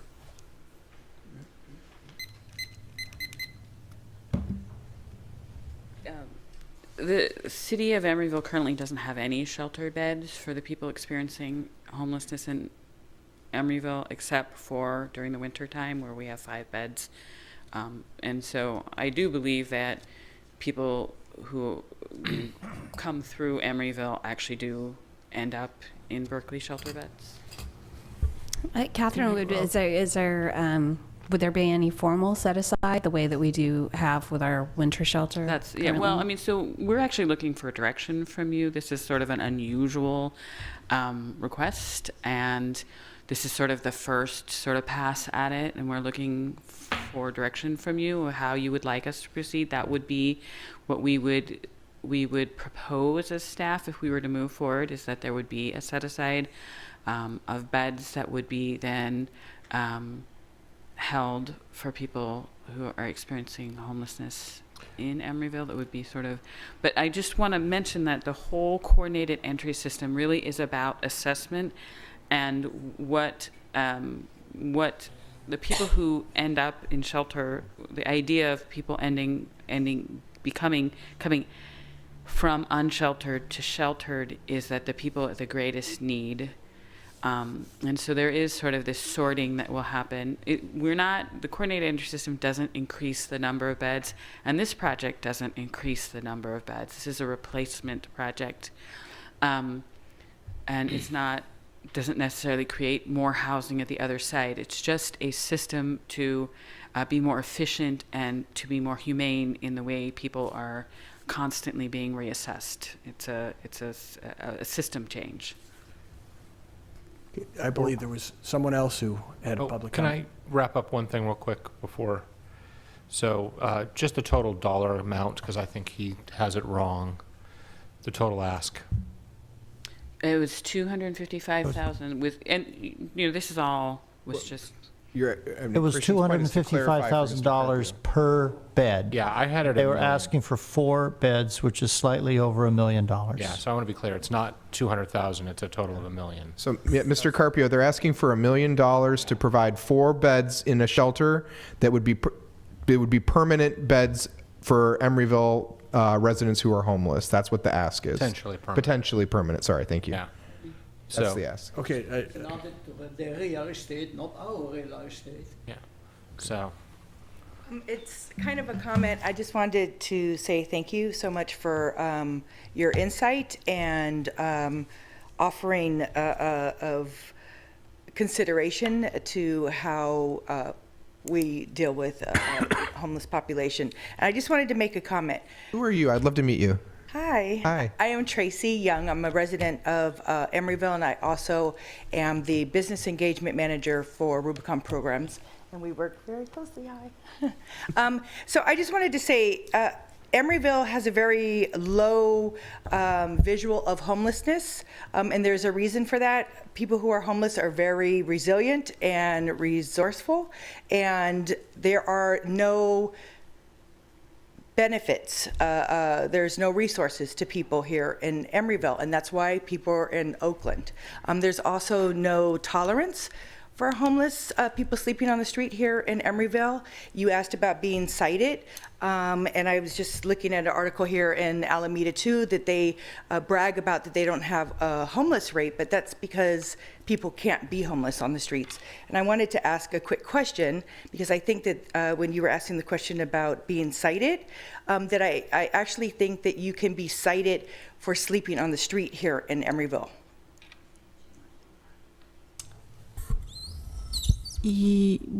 Sleeping on the street. So a criminal offense could possibly be blocking a sidewalk, blocking passage. So yes, if you were technically sleeping on the sidewalk, blocking passage of other passengers, or ADA blockage of, persons trying to get through in a wheelchair, things like that, that potentially is a citable offense. Generally, we do not do that. So there are lots of crimes that occur that are citable, but we don't cite, because the intent is not to bring the person into, if it's somebody who's homeless, into the criminal justice system. The intent is to link them to resources, and that's the philosophy of this police department. So I asked that question for a reason, and I believe that there's a culture in Emeryville that doesn't allow for people to sleep on the streets here. And that's why they sleep on the streets in Oakland, because they have resources. And if someone's sleeping on the street here, they're told to move along. Nope. We do not have the authority to ask someone to move along from a public place. People have a constitutional right to be in a public place. We do not have the authority, and my officers do not ask people to move along who are in a public place, not committing a crime, or, calling attention to themselves by doing something that's harming another person or something like that. But I have a very strict directive in my department that prohibits our officers from moving people along out of a public place where they have a constitutional right to be. Okay, that's great. In theory, I'm not sure if that is actually what's happening in practical, but I just wanted to say that when we're considering money and using money from Emeryville, that we also consider resources, and not just putting a Band-Aid and putting people in shelters, but also giving resources to mental health services, to employment services, and so forth, because it's just putting a Band-Aid. So I just wanted to kind of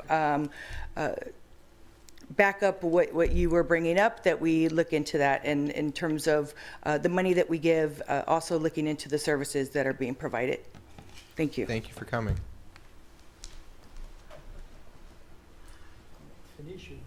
Mr. Carpio, you had your time on this question, but for the next point, we'll have more public comment. Is there anybody else that has public comment on this item? Okay, let's have some feedback on these issues. I just want to say that in general, I think it's important for us to do our regional part in the homelessness crisis that we have here in the East Bay. And I don't consider the proposal out of hand to provide space in the shelter that we're sending people to from our city. And if it's in Berkeley and, it's going to be used by people that are coming from our town, I don't have any conceptual problem with that. And I think that the people of Emeryville, on the whole, want to do their part too. I think there's broad recognition in our city that there is a homelessness crisis and that we need to fund all the multifaceted parts that create the conditions for this. And so I'm open to this proposal. Of course, I'm open to other parts of what we're providing being in Emeryville as well. So.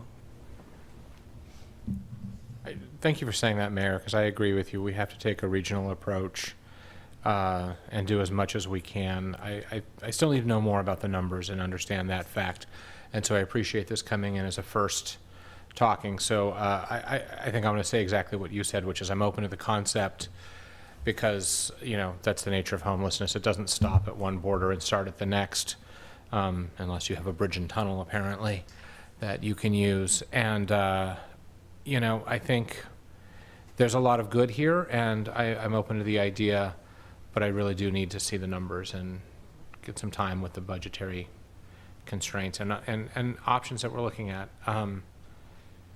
And just to address one more comment, I've never known of a transitional housing and or shelter to improve anybody's property values in Berkeley or otherwise. So this is something about serving the community, and I appreciate that aspect of it. I agree with the sentiment that's been echoed about this being, in general, one of our goals as a council to address the homelessness crisis, and that we've all recognized it is very regionalized. We've been asked by Berkeley before to give money without getting hard numbers, having sitting on the Gilman JPA. So I would really love to see some data on, who is using the shelter beds and where from Emeryville, especially because I was looking in the report that we had. And even in winter, we only had 10 people in total using shelter beds. 8 of those were men. So the assumption that a full half of those would be going to Berkeley seems a little high to me, but I really don't know. So I'd like to see some hard numbers on that. Right, and the winter shelter and this shelter will have, be very different in the invitingness of it. Oh yeah, I can imagine this would be more inviting. Yes. It's got trees and stuff. Well, and also your bed is your bed. Your bed is your bed. And there's community lounge. Right. There's more to it than that. Yeah. Right. So, also, if we're talking about giving money to a men's shelter, I'd really be curious about how we can also look for ways to provide access for women to have shelter as well, who can even suffer higher rates of abuse on the streets. There is a women's shelter. It's just separate from this. They're not losing their women's They're shelter. not losing their women's. So are we giving them any money? Do we have a dedicated bed for Emeryville women? They're not yet. Okay. I would like to look at that. Okay. And before Member Martinez speaks, I have a quick comment. We use the word crisis, and to me, this is a systemic issue and one that's been coming for a long time. This is not a sudden surprise event. This is something that we've been working towards, and so I'm not comfortable phrasing it as a crisis as much as just a systemic problem that we have failed to deal with. And really, to me, it changes the dialogue from this is something that's urgent and immediate and unknown to something that we need to sit down and fix because it's an ongoing long-term thing. And so I just want to throw that out there, because we act like this snuck up on us, or is something, it's been something we have neglected, and it's been with us for a long time. And so it's not a crisis, it's something we've just ignored. I'm sorry, that was much longer than I intended. Thank you for your patience. So I am also supportive of this in concept. I actually, I suppose I could be swayed, but I actually don't care if the beds are for people who are in Emeryville or from somewhere else, because, as you said, the CES system is going to sort out who's got the most need. So at this stage, that's not an issue for me. What I would like to see come back is a more in-depth analysis of the projects in the CIP that would be affected by this. You mentioned yourself that we would like to have possibly some supportive housing here in Emeryville, and if that's something that we would want to develop in the next couple of years, what position would we be in with our own financing if we were to make this contribution? I would like to first thank my co-member of the Budget Committee for all those very well-made remarks. I think this is the struggle I have. I support evaluating this further, and I think we should. And my recommendation would be that it actually come to the Budget Committee for all the excellent reasons Councilmember Martinez and others here noted about wanting some hard numbers and figures. I think examining the impact on the 299 fund, the other housing funds, making sure we leverage our A1 bond money appropriately, all goes into making the most. Housing has always been underfinanced. The state has never provided sufficient leadership on this until signing 15 bills this year. So snaps for Jerry. But the truth is that we are nowhere close to doing what we need to do on the issue, and so it requires us to not run and put money on the first thing that shows up at the door. We have to put it on the smart investment. And so to that end, just being very transparent to my friends who are here from Berkeley doing this great project, I've met with Mayor Arreguín a couple times about this. I think it's a phenomenal project. The ask you have comes back to shelter beds, and this is a challenge for me. My first job, I worked in a homeless shelter, and I represented people who've been homeless for a long time, and I do policy on housing work on homelessness. And there is a need to meet people where they are now. And Berkeley Food and Housing does an excellent job with outreach and meeting people on the street and helping them. But when it comes to financial investments and the amount of financial money, we have a bond measure next year on the ballot. We had a local county bond here. I hope that this council will consider a localized bond to help round out our ability to deliver projects like this going forward. And the challenge I have, though, is that the vast majority of investment, and you know this, has to be on permanent supportive housing with services. And that you're doing that in this project. You're absolutely doing that in this project. And a lot of that money is earmarked. And so you have to use these funds for those purposes. And this is these shelter beds already exist, and I realize you're just relocating them essentially. And I think I just have to see a little more about where the finances fit into that regional picture, because the biggest problem we have had is everybody is a chief and nobody is an Indian, and every city is just running around saying, I'm going to do this thing today and that thing tomorrow, and I want a navigation center, I want a hub, and without coordinating all those pieces, not the system itself, which we're already starting to do, but without coordinating the financial investment and where the infrastructure will be located, transit-oriented, service-oriented, service-funded, without doing that up front and saying, where are we going to spend our money? The reality is the time will come when the next round of funds will dry up, and we have to invest in the things that deliver the best outcomes. And shelter beds in a place that has transitional housing and other permanent supportive housing isn't a bad concept. But the reality is that there is a total dearth of funding and investment in permanent supportive housing. We did a study session several months ago about the potential for a project here in this city. And I think that is the priority for a city like us in terms of where to go.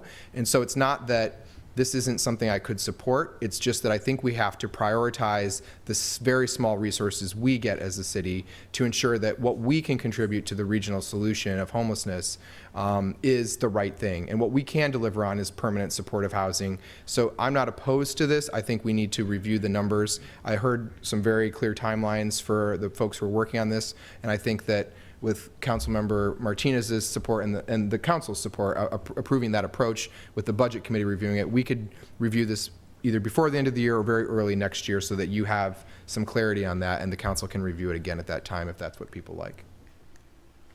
I support that approach. Yep. I support that as well. Yeah. That seems good. Thank you. Thank you all for coming and for follow. Well, I don't know, ask Mayor. Did you have a follow-up point? I did, if I could just say, one thing to that point. Come to the microphone. Could you raise the microphone a little bit? Of course. We focused our ask on the shelter housing. That does not mean to say that we would not look to work with you if the priority that you're seeing is the permanent supportive housing. We would love to work with you on that as well. I would say the focus on shelter had to do with the idea that we recognize this is a bit of an unusual ask to come to another city to fund a project in a different city.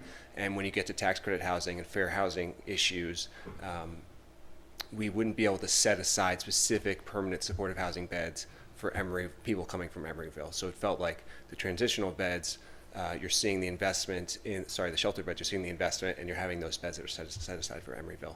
That said, we are willing to work with you on funding permanent supportive housing if that's what you would like to do. As well. Can I ask him a question? Councilmember Martinez made a point I completely agree with, which is I don't care where the person lives. If they need a place to sleep, they should have a place to sleep.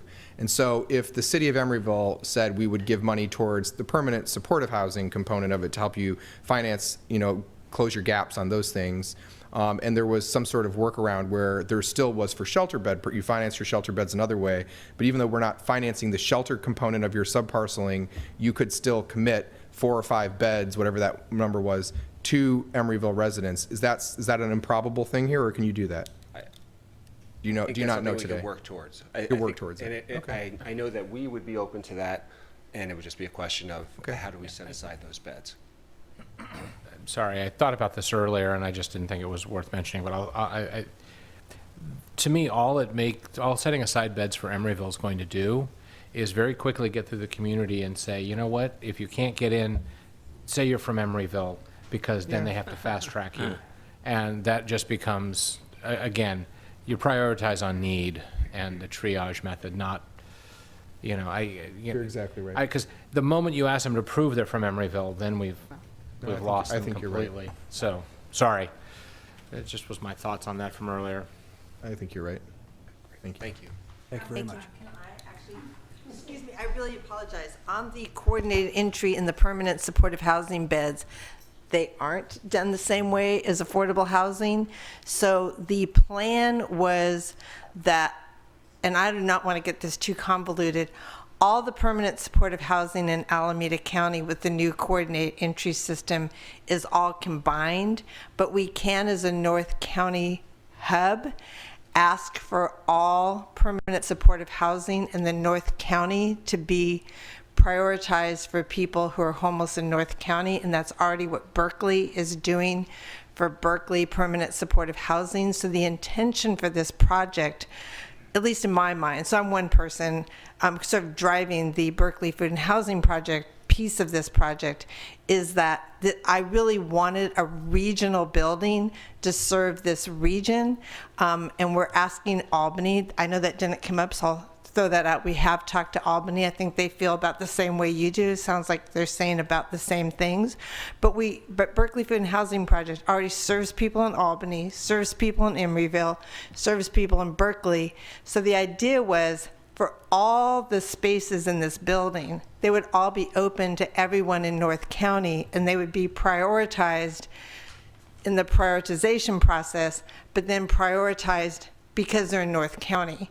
And there isn't as much trouble as people saying I'm from Emeryville in this new system, because we actually have the ability now to do by name lists, so we know who the people are, and actually we're filling the shelter beds by calling people on their cell phones because they're the next person in line and they're prioritized. So it's a really different system, and I like the idea of if Emeryville was going to make an investment in a regional building to help house homeless people, the prioritizations already exist, and if it's about helping create this thing, we will work to help you make it happen. I think we're trying to get this to happen because we think it's really important and we need more housing for people who are homeless. Thank you.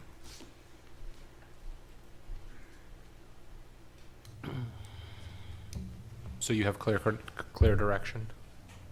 Perfect. Thank you. Thank you for that. Yeah, thank all that. you. You did a great job. Bike share location.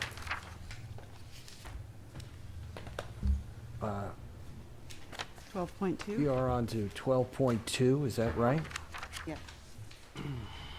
This is the approval of the Transportation Committee recommendation for a bike share station located on 47th Street, east of San Pablo Avenue.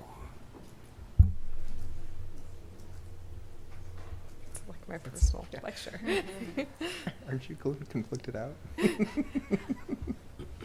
Good evening, Council. So, as you said, we're looking at the 47th Street proposed bike share station. So we now have 8 active bike share stations that you've approved already. 9 that have already been approved. And we are looking at this new location here on 47th Street as the end of the first initial rollout from Ford Go Bikes by Motivate in the Bay Area for the Emeryville allocation. Originally, here we are on San Pablo Avenue. Originally, the station was proposed here on 45th Street. There were some concerns about that, but just because of parking impacts on that side of the street and staff feeling that it would be more appropriate to have it closer to ECCL as a better resource for the community. So the site was relocated Staff recommended relocation. The applicant relocated the site. This went to the September Transportation Committee meeting, and the Transportation Committee recommended this be forwarded to City Council this evening for your review. So here is an actual shot of the application that they have. So it shows on the top here the area here would be removing several parking spaces that are existing. If you look at the bottom of the screen here, we have on the left side, this would be to the east, the right side, let's try that again, to the east here, the driveway to EBI, and then on the west side, it's at the end of the red zone. So it would be between those two locations where the bike share location would be placed. So if you have any questions about that, I'm here. Available. Clarifying question for City Attorney. That's my block. I'm not conflicted out, right? Just because there's so many bike share stations, it's going to be impossible for any of us to eventually vote on all of them. Thanks. Cool. All right. Any clarifying questions? Nope. Public comment on this? Mr. Carpio.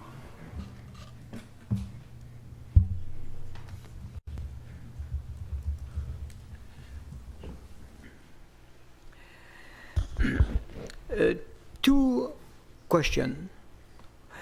First, so far, all those bikes that has been installed, do we have any tally? How successful is it? You know, like, who makes the money? The city makes the money, or the organization that provide the bikes? I mean, how does that break down?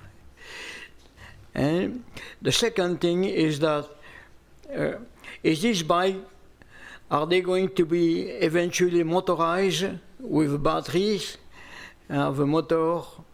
I mean, this is a cheap setup that is available, and so for people who will go long distance, then they may need some help. Otherwise, they will have to get off the bike and walk or rest, and then that's a penalty for the time used.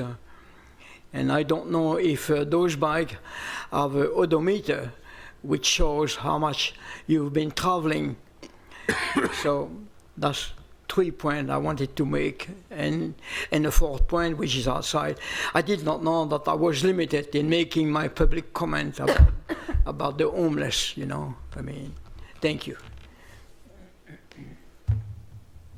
Any further public comment? This issue?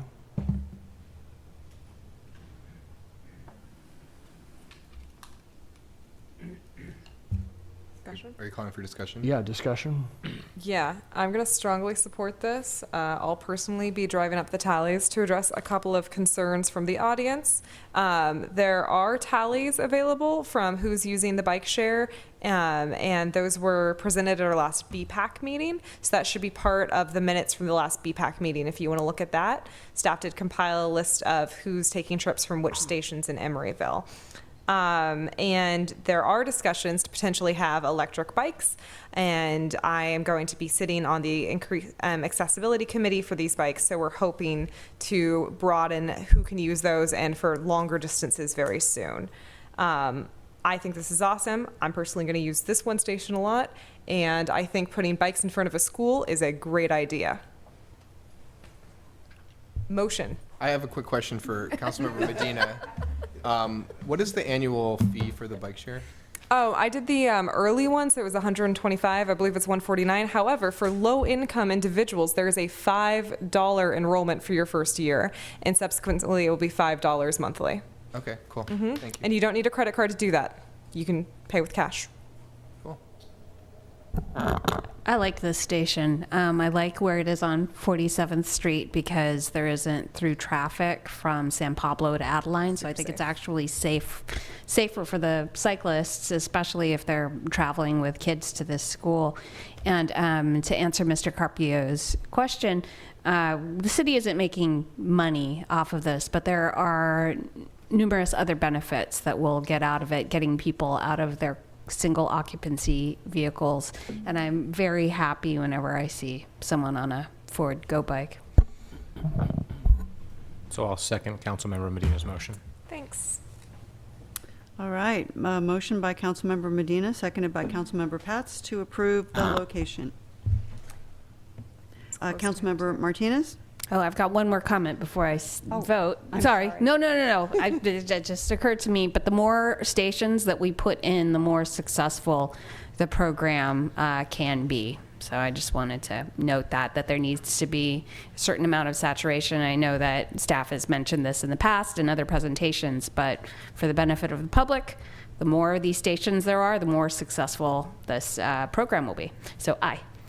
Councilmember Medina? Aye. Councilmember Pats? Aye. Vice Mayor Bowders? Aye. And Mayor Donahue. Aye.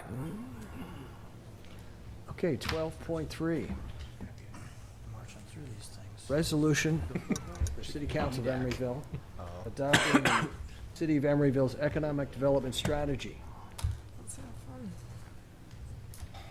All right, good evening, Mayor and members of City Council. Chad Smalley, Economic Development and Housing Manager. Bear with me. I'm really happy to be here this evening to present this to you. This is a milestone that we've sought since I arrived about 1.5 years ago. And with the EDAC and other community members, we've been working on an update to the city's economic development strategy for about 1.5 years.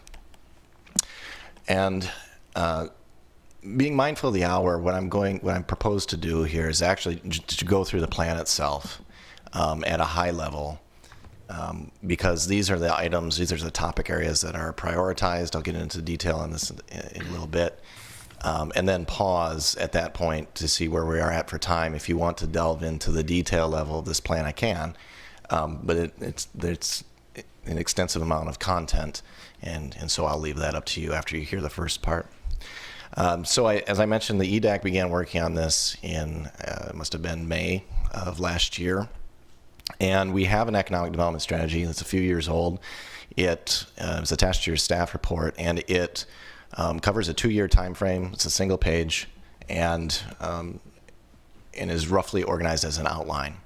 This document here, too, is organized as an outline, But as the result of extensive discussions, primarily with the EDAC, that started with how do we update the economic development strategy, given that it's out of date and there's some things that aren't relevant anymore in it. And a lot of those discussions centered on why the EDAC exists and what economic development is in Emeryville, and what is it that we're trying to accomplish.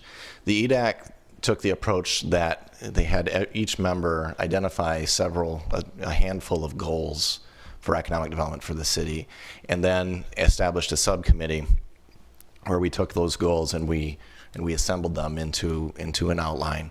And the outcome from that was that there was we were looking for an overriding theme or framework within which to think about all of these activities, which everyone agreed were great, but needed some sort of frame within which to work. And the result of that is this document. At that point, we had a rough outline with not a lot of detail. In May of last year, we held our study session, and with the Planning Commission and City Council, and it was focused on small business issues, was well attended, had about 80 representatives there from various kinds of businesses, all over the spectrum of industries. And it was a listening session. And as you'll recall, we took all of that content and we distilled it into about a 3 or 4 page document and arranged things into themes, brought that back to you all in fall and reviewed that. We then took the subcommittee, the subcommittee then took all of that input and made all of those items are represented in this plan, in this updated strategy. So this is a small business driven economic development strategy now. And at that point we added a level of detail to the outline that really wasn't there in the prior economic development strategy. So this is a much more comprehensive strategy. It's much more detailed, and it's not resource constrained at all. And I'm mindful of the fact that there is more to do represented in this plan than we have money to do. So for that reason, the plan is roughly prioritized and endorsed by the EDAC at a certain level of the document, and that's meant to guide the deployment of resources that we have. We have about $1.3 million of economic development funds now, and roughly between $200,000 and $300,000 a year flow into that fund from boomerang funds, from former redevelopment funds. We have a density bonus program that could provide additional receipts to economic development, and then we have some staff time, of course, and there's a lot of opportunities to leverage those funds with partnerships with the private sector, granting agencies and the like. So with that, I'll page through what the plan actually is. So beginning with the framework, the overarching theme, this is the objective of the plan, is to maintain and enhance Emeryville's economic status by leveraging its competitive advantage as a city of art and innovation. Competitive advantage is what the city does better than everybody else. And what our competitive advantage in Emeryville is that we're an innovative center with a lot of creative businesses. There are a lot of innovative centers in the Bay Area. You can go to San Jose and you can go to South San Francisco, and they are building biotech space at an astounding clip. South San Francisco doesn't have the livability aspects that Emeryville has. It doesn't have the artist community like we have. It doesn't have the value of the arts to the degree that we have. This is what makes us special. And by leveraging that, identifying that competitive advantage, you should locate your tech business here because we're a good place to live. You should locate your artist studio here because this is a place that values that input, that economic activity. That's what makes us special. So by leveraging that competitive advantage, the city of art and innovation, and viewing all of these activities that an economic development agency can do through that lens, gives us that organizing principle. And so we have organized these topics. These are not prioritized, that's why they're organized in a circle, but we're suggesting to view all of these broad topical areas through the lens of art and innovation. How can we use the city's status as a center of art and innovation to further our transportation and infrastructure?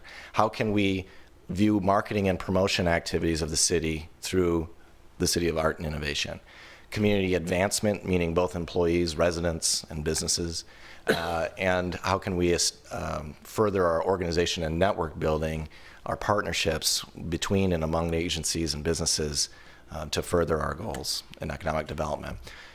From each one of these slides then takes each of those big picture topic areas and distills it down into some topical areas, and all of these phrases are arranged in priority order to give us a guide for what we should focus on, deploy the most resources on, and try to accomplish first or right now, as the case may be. I'm looking for feedback in particular on this aspect of this plan. Whether these priorities align with the city councils, you'll see that it's wide-ranging, overlaps a number of other policy areas that you've already reviewed. Transportation is an obvious one, the slide we're on, but you'll see this recurring through the presentation. So we begin with transportation and infrastructure. Amongst the topics, parking, and developing a parking management plan, meaning charge for parking on city streets, deal with residential parking, permits, spillover effects of construction parking, and all of those attendant issues that come with parking management, identified as a high priority. Public transportation, under that heading, support initiatives to encourage bicycling and walking. We do this now by supporting for advocacy. We advocate for funding for these types of activities, and with great success, I might add. Similarly, support and expansion of Emery Go Round. We recently received notice that we were successful in securing a grant that the Emery Go Round, the TMA couldn't apply for themselves or be an eligible recipient of. However, the city could, and as a consequence of staff Amber Evans' efforts and with the partnership of the TMA, we were able to secure a couple $100,000 to support the Watergate Express route. So that's an example of the kinds of activities that we feel support economic development in the city. Support and expansion of public transit in general. Finally, under communications, market availability of fiber optic connections in the city. The city actually has an extraordinarily dense network of fiber in the ground already. It's not something that folks talk about a lot, but it's true. And we found that through the studies that we completed a couple of years ago. We probably should market that and toot our own horn a little bit on that front. And we can support the expansion of broadband networks into other areas as well. There are residential areas of the city that aren't as well served by fiber. Last mile fiber is something that to residents is the only area, frankly, that the city lacks in with regard to fiber optics and communications infrastructure. Under marketing and promotion, web and digital is an easy first thing to get to. It's the way most advertising is consumed these days. And we've heard a lot of requests from the business community to develop a business listing website, a directory, so to speak, to publish a newsletter with business news, e-news, and run social media campaigns that support the city and its businesses. These should include search engine optimization techniques to make sure that the right results come up first on Google, and attendant with that is possibly the production of video content. Again, these are in priority order. Under print collateral, there's a number of examples in the detail level of these slides that are requested, like a welcome package for new businesses, other collateral for distributing at trade shows and to prospective businesses that are interested in locating in Emeryville, and develop banners and signage. Wayfinding signage was something we heard at the small business joint study session. Experiential marketing. We produced a signature annual event. Our hotels are full during the week. They're not full on the weekends. And that's backward of what you might intuitively think, but that's because there's a lot of business travelers here. But otherwise, our hotels gain overflow from events that are elsewhere in the region. TOT is important, revenue source to the city, and could be enhanced provided we leverage up our great event that is going on now and perhaps program new ones that could be regional or even larger draws if we think big.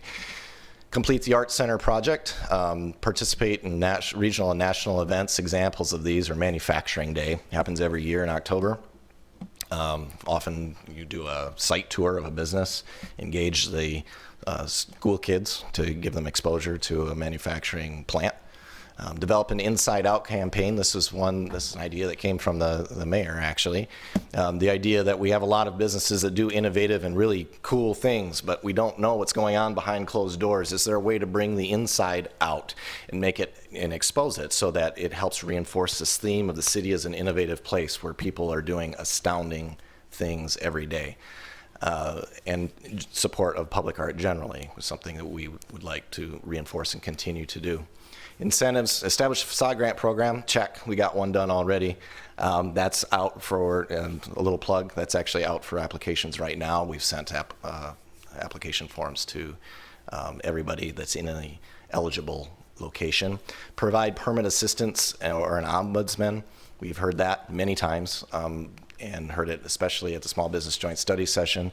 Improve permit processes in general and provide cost relief for target industries and sites.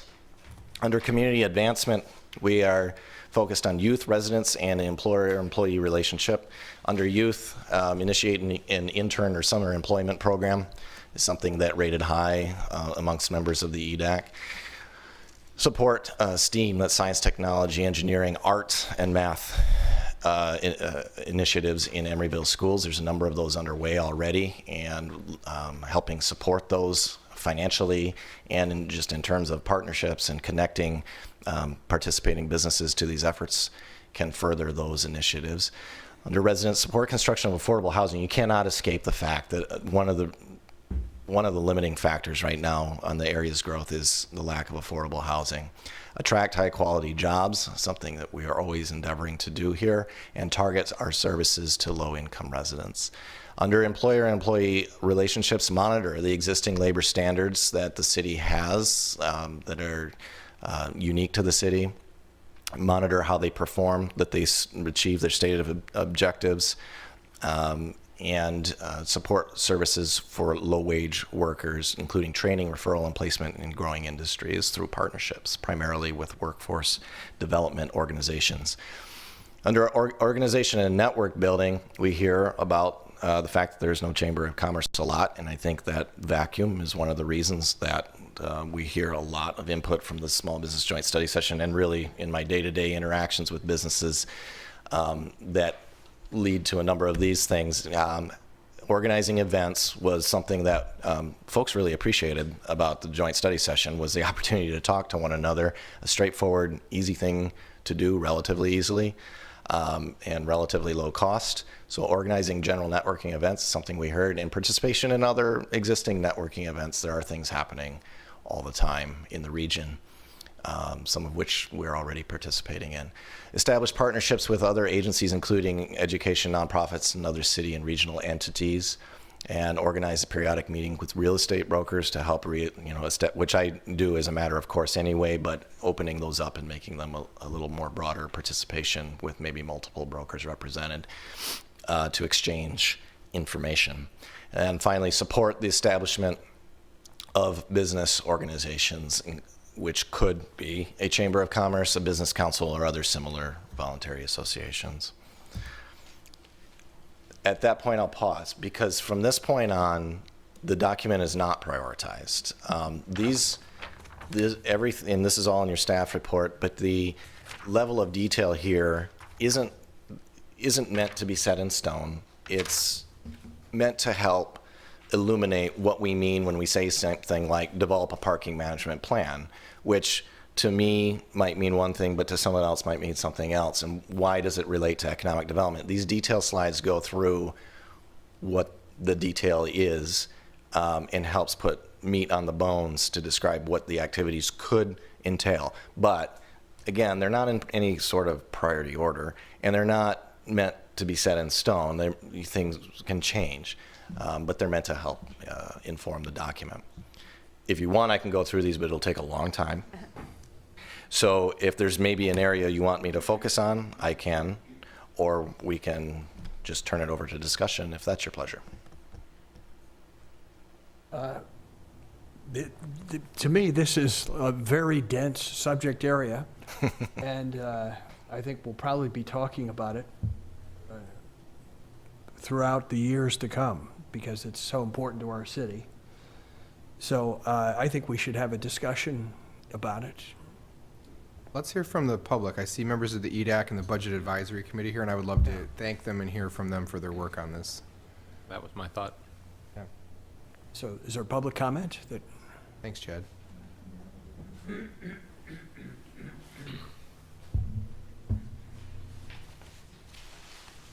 Mr. Mayor and City Councilors, let me just make a couple of quick comments. I serve on both the Economic Development Advisory Committee and the Budget Advisory Committee, and both those committees have had, of course, a chance to vet this and also to participate in developing the document in the first place. All honors, I think, to the subcommittee of the Economic Development Advisory Committee in particular for the input they've got. All honors to you folks who helped stage that outreach program to contact the business community in town. And the staff has, I think, in very clever ways, taken that information and built it into this program. What we have here is a good framework for continuing efforts to advance the city's economic well-being. So I'm pleased to see it before you. I hope I hope we all wrestle with it in creative ways in the time ahead.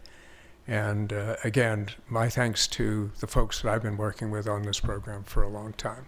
Thanks to Chad and staffers as well. Thank you. Anyone else?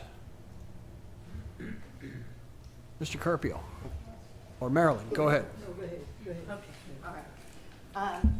Well, I am a member of the EDAC. I'm a small business member. And I just want to say that one thing I very much appreciate about this study is that something that small business has been looking for is it focuses on a concern about small business and developing small business right alongside of the concern regarding developers and big corporations, which the city needs as well. But I think that to have the kind of character that this city wants, I think it needs to have a network of small community businesses.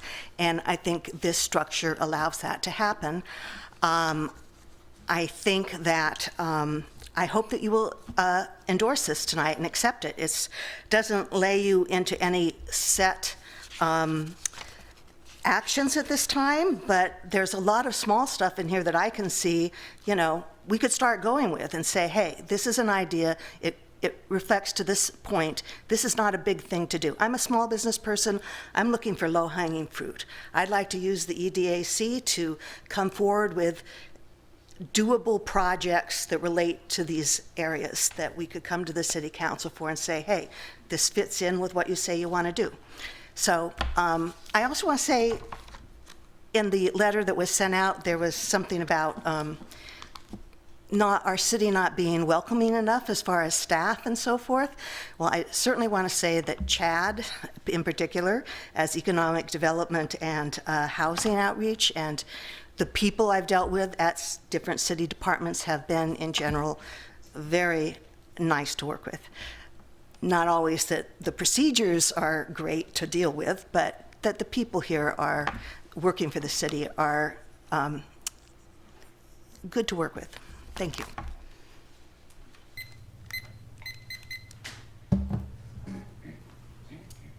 Tracy Young again, also part of the EDAC Advisory Committee, and just wanted to say thank you for listening and considering.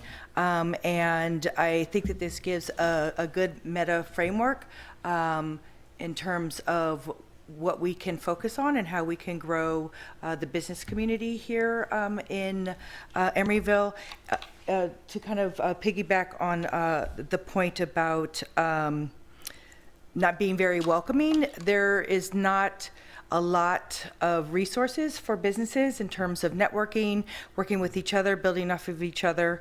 And I think that this speaks to that, and it's very important that there be a a forum for the business communities in order to speak with each other, work with each other, network, and build. And this will be a win-win for both residents, businesses, and economic growth for Emeryville. So I think it's really important, and I appreciate your consideration.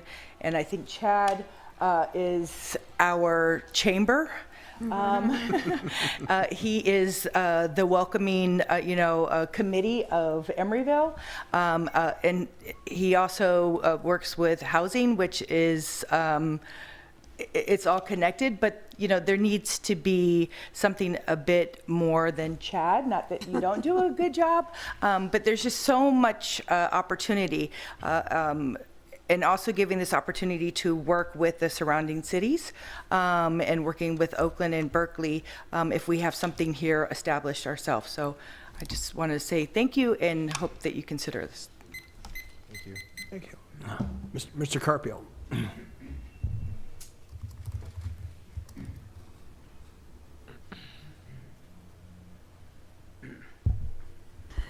I'm altogether a different tone. I come from a different background. And so when I came to Emeryville, I saw lots of industry here. Most people were employed to the industry. 35% were at Judson Steel.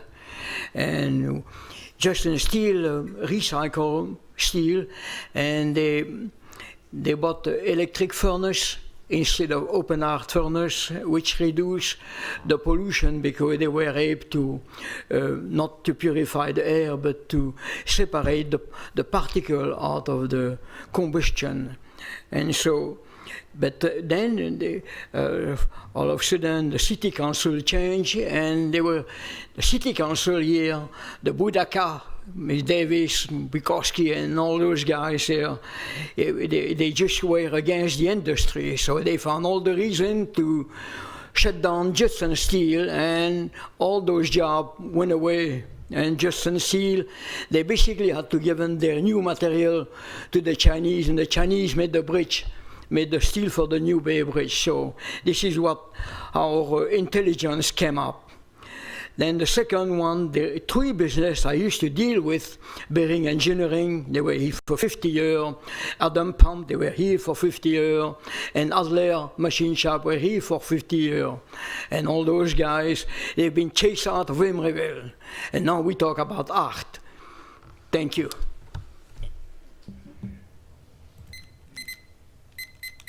Any other public comments?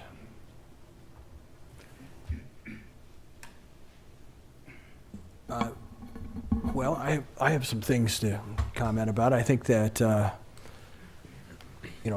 parking is a good thing that we should think about for making our residents and businesses have better use of our public spaces. We're getting all kinds of issues because we are the geographic center of the Bay Area.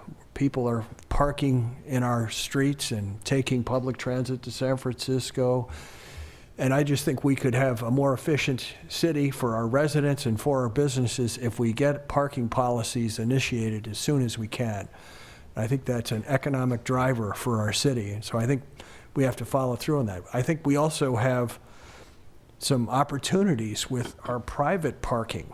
I think we should encourage EV charging in some of our private parking lots, and solar generated with some battery storage could make microgrids and at the same time provide EV charging for our cities. And I think we ought to consider, our planning department should have things in that would encourage that reality, that all this, especially top floors for structured parking, are just sitting empty. Drivers don't want to go up there, but boy, they'd go up there with covered parking and EV charging. And I just think that we could do things as a city to encourage that kind of development. Also, I think that by coordinating our public transit in a more active way, making sure that we are actively working with AC Transit and our Emeryville Round and our future transit from the Sherwin-Williams development to go to West Oakland BART. If we advertise the benefits of our public transit, our bike share, our bike network, do everything we can to promote that, I think it'll further help our small, medium, and large businesses and our residents. So I think having some budget to publicize what we already have and develop what we have is a good idea. And I think that we were some of the first to really have major fiber under our city, and we just could promote that, I think advertise that, and people would start to build that last connection to that fiber in some of our medium-sized and smaller businesses, and we could eventually get it to our multifamily housing, and we would really be a city that could have higher speeds of internet connection. And I think that getting our hotels filled on a weekend with tourists visiting, seeing all the innovative stuff is a great goal, that we can encourage our businesses to put their tactile displays out on our sidewalks, and our QR codes and short links could show us what's happening in those unusual businesses, and you'd have something to touch. I think that could help our weekend hotel visitors and create a little bit of the tourist trade that our Bay Area has a lot of, and Emeryville doesn't really tap into that, and we could easily get that, I think, if we strategized to do that and work at that. I also think that the Berkeley Chamber of Commerce is bigger than what we used to have in Emeryville when we had an Emeryville Chamber, and broadly representative of small, medium, and large business. And I think that chamber would more accurately represent our city than what we used to have as a chamber, and I would suggest that maybe we should encourage the Berkeley Chamber to become the Berkeley Emeryville Chamber. Not that the city creates the chamber, the city government, but we could certainly encourage it, and I think that would help out all of our Emeryville businesses and help out our regional economy here. And I think that these are just some of the things that I think we could do going forward that seem encouraging and would we can start in small ways, and I think we'll get benefit over the long haul.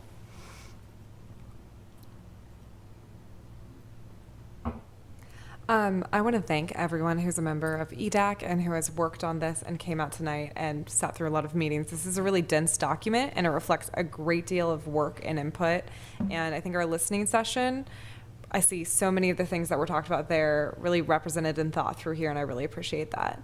Transportation is a big focus of mine, and I wanted to share that today I took my bike share to MacArthur BART, went to San Francisco, came back, air quality was really bad. So I docked my bike, and I thought, well, I could go to the bike docks, but then there was an Emery go round. And so I thought, I want to grab coffee. I can take my Emery go round, dock it at Adeline Street, go to one cafe, or I can hop on the Emery go round and grab coffee at Arizmendi. And I think transportation is so vital to driving people to using small businesses. Especially because it can drive up just walk-ins and seeing what is in your community and for you to use. And it influences how I use the small businesses in Emeryville, and it's something that I am really glad to see a big emphasis on in here. And I think both the parking and transportation pieces are really key moving forward, and I heard so much about it at the listening session. We've heard some things that, the city and small businesses aren't always on the same page. I saw that the small businesses had exactly the same ideas and wanted the same things that I wanted for the city in terms of driving up ease of access and walk-ins to their businesses. And I'm really excited to work on these things together. I think this is a really good framework. I also want to thank the members of the Economic Development Advisory Committee, which I got to be the liaison for one whole meeting. So I had a preview of this some time ago while they were working on it. Parking and transportation are important to me as well, and I would also like to highlight the Art Center, which is something I brought up with the previous council that I wanted to get support for moving forward with a public-private partnership. And I think this is a property that it's a bird in the hand. And I think it's very important to our community. And I think it's very important to the members of council, at least the previous council. You guys can, if you guys approve of this document, you will show me it's important to you as well. I think it is. I know it's important to John. He served as a bartender at the Celebration of the Arts, so he must care about the arts a little bit. He did a great job. So I think this is a fabulous work. I think, I'm looking at this letter from Wareham Development, and there are a lot of suggestions in this letter that actually align with what's exactly in the strategy, and things that aren't necessarily, they do help small businesses, but aren't necessarily exclusive to small businesses, because I think even the larger businesses would like that ombudsman support. But he also mentioned in here the STEAM education, the parking and transportation as well. So I think a lot of things align in this strategy, and I'm happy to support it. I will just reiterate, I think all the points that have been made reflect my views of this. As the liaison to the Budget Advisory Committee, we reviewed this last week. Chad was introduced to how the Budget Advisory Committee works, multiple hours of Q&A. He sat down, I was like, it's going to be a while. And they thoroughly vetted this, and so I don't know how you do it, Mr. Reuter, because you're on both of these. But yeah, you guys did a fabulous job. Kudos to staff, and thank you so much. Marilyn's here, and since you gave the props to me for the bar, everyone at home should know that the keg is donated by the Broken Rack. Thank you. So all the beer is courtesy of Marilyn and her staff there, so thank you for that. And Shane and I always have fun picking that up every year and putting that together. But I support everything that's in here. I think it has been very meticulously outlined. All of these are equally important issues, and I appreciate that being presented in that way. And I agree with the comments that Marilyn and others made, that these are achievable things, and that's what makes this document so fungible to me, because these are things we can and should do. We need to have 4 networking events minimum next year for small businesses. We need to, I appreciate your comments on the Art Center, Councilmember Martinez, because I'm going to come back to that in a little bit. I think, we've set a path. I see Amber Evans here, and I know that she and Charlie and Andrew and our great planning and public works staff, we're talking about that parking management plan and how to roll that out next year and bring the community and businesses in to help us define that next phase for our community. And behind the scenes, I know I get to spend a lot of time with AC Transit and good folks at the TMA on Emeryville, and I know we're going to be bringing some things back to this open session in the future on that as well. So all in all, I do strongly support and endorse this, and I think this is a fantastic work product, so thank you. So I just want to take a moment and thank Chad. I appreciate your work on this. I think the committees, I too have been to one EDAC meeting as well, and really appreciate the work that they put in. And instead of taking my time to make comments that echo what you guys said, I'll move approval. I'll second. There you go. Moved by Councilmember Pat, seconded by Councilmember Medina. Councilmember Martinez? Aye. Councilmember Medina? Aye. Councilmember Pats? Aye. Vice Mayor Bowders? Aye. And Mayor Donahue. Aye. 12.4, resolution of the City Council of the City of Emeryville approving the purchase of artworks from the city's annual purchase award program. Good evening, Amber Evans, Community Development Coordinator, and I'm bringing to you an item that has pictures in it, and so that's why it's always an action item. The purchase award for the year of 2017. This has been the 12th year actually. And whoops, no, don't do that.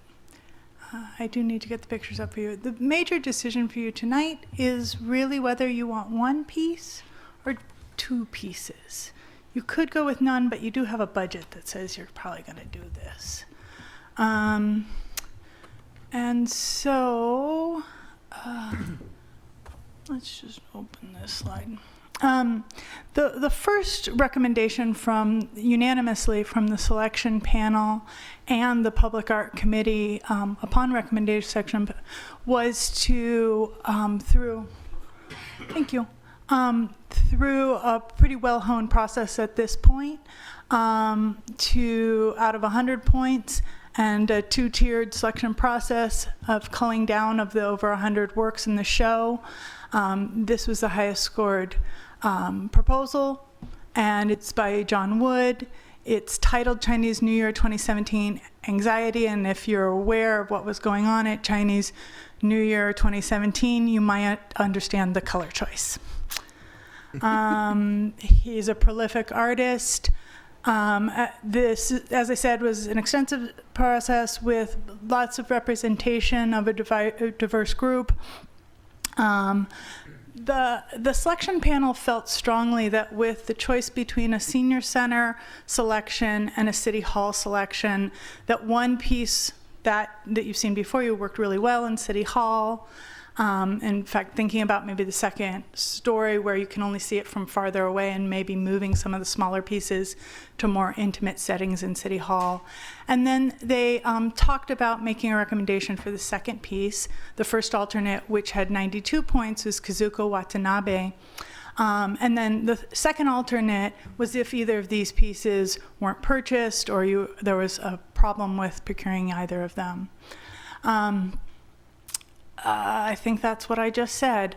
But I think what specifically why they kept a second piece in the discussion was that the senior center, this piece had a lot of color that you could see from far away, but also has a much finer detail.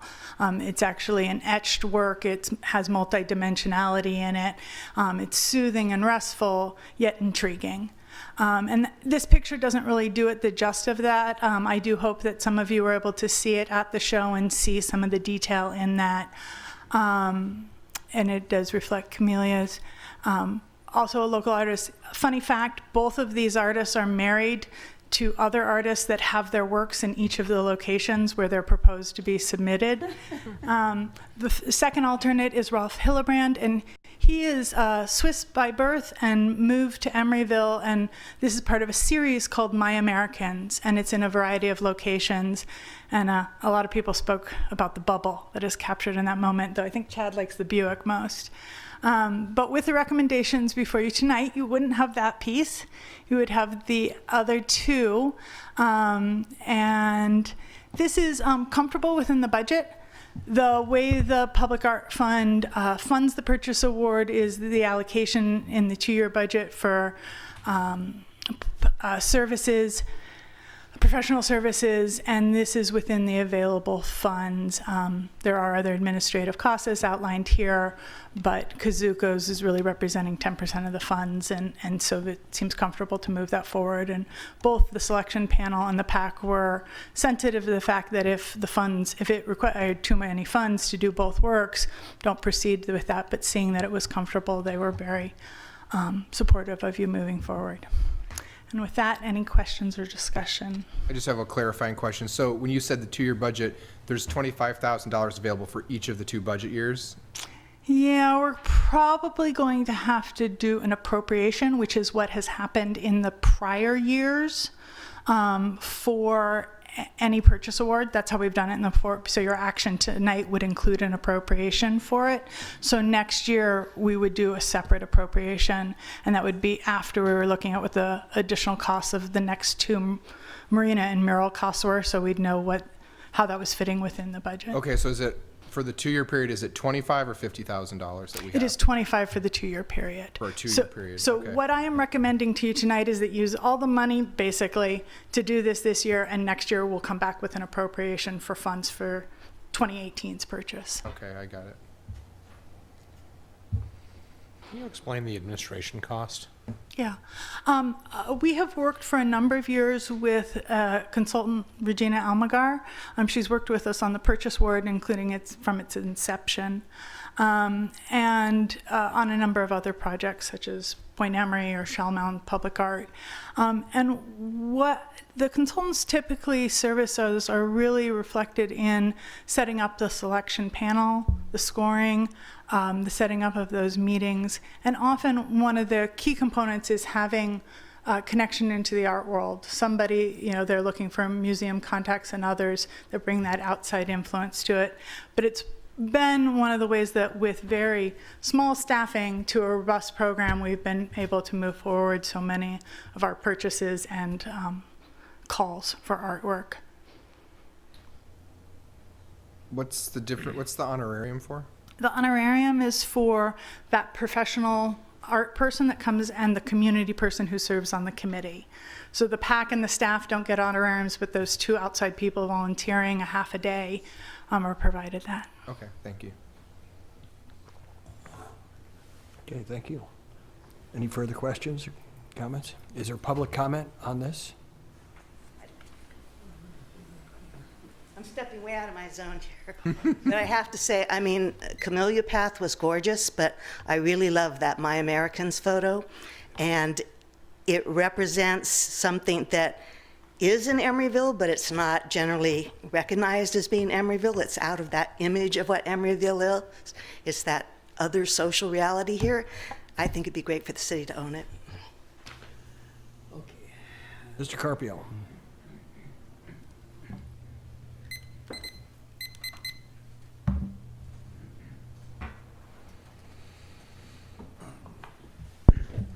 I have my peace in mind here.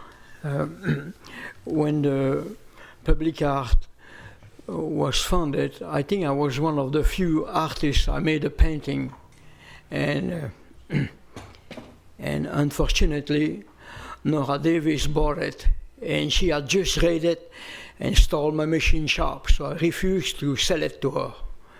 So anyway, then what I see after that, I decided to quit the artistry altogether. No more of this type of things. But what I saw, and I made at least several hundred engineering design, and this has never been presented as a piece of art. All I see is, my opinion of course, is splashing color on stuff and then call it a name and then getting money for, just like poetry, you know, in which I was really upset, giving $3,000 for lip service. Thank you.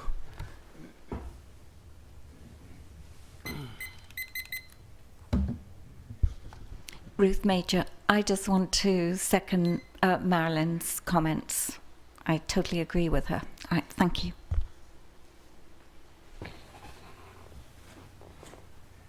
Any further public comment? Okay, discussion? Oh, this is your area of expertise. I have a question for Amber. Amber, what is the price on the My Americans piece? You know, I was typing an email right as you asked that question. The book with the prices sits at the art show, and we get told the prices after we select the works, and I don't think I was told the price of the third work.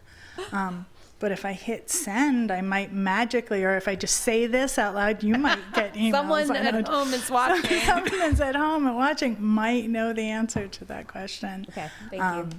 But I think it's likely that it would be within the available funds without doing an additional program. There we have about $7,000 left without doing another appropriation. So you might consider staying within that, or I would need to come back to you for an appropriation if it's in excess of this budget amount. Well, I'll just say to my colleagues that last year there was a recommendation for one piece, and I kind of upped the ante by saying, well, can't we afford both?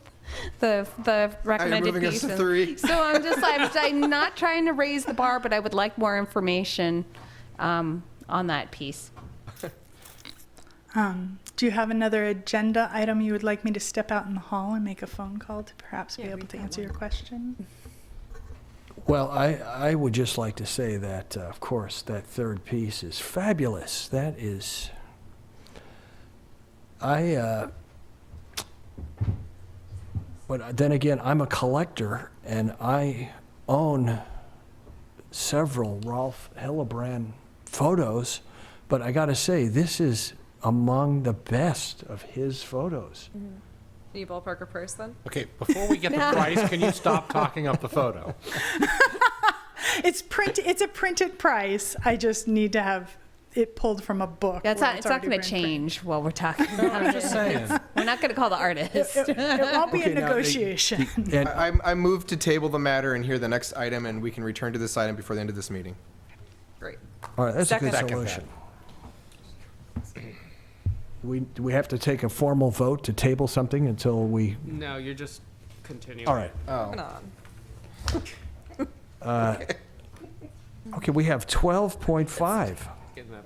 Council discussion on whether to establish a requirement for disclosure on campaign communications of certain contributions. I will just open by saying that this was a request of Councilmember Martinez to put this item on the agenda. We did sort of a bare bones item to get it on the agenda for you to discuss whether to send staff back to do further work on it. So Councilmember Martinez? So I am interested in seeing further work on it, specifically how Berkeley arrived at their thresholds for instance, for the communications that they have for print. I think it's 1,000 pieces. And I would just like to reflect on the work that they did and how they came to those conclusions and kind of reverse engineer what would actually make sense in our community. Because Can you provide context for those who are listening who don't know what we're talking about? Oh, I'm sorry. So we don't have municipal code surrounding contributions, campaign contributions for our elections, and how we communicate who is paying for these for communications and for signage and emails and printed communications. So Berkeley recently put into place something that's more stringent than what's at the state level. And there are some who credit those new rules, which add lines to say if there's a mailer, the top 4 contributors who gave over $250 need to be named as having contributed to that, that item, that piece of mail or that campaign. So, and there are those who believe that adding these new stringent rules really give the voters a lot more information and balance the scales when there is a huge outlay of cash from corporations specifically against, let's say, a nonprofit group or a grassroots campaign. So where we saw this happen was in with the soda tax in Berkeley, and I know Councilmember Medina might have different ideas about how that actually played out. But there are some who think that having the little disclaimers on the mailers helped voters be more informed about what was more beneficial to the community when they saw that Big Soda was actually funding a lot of this mail.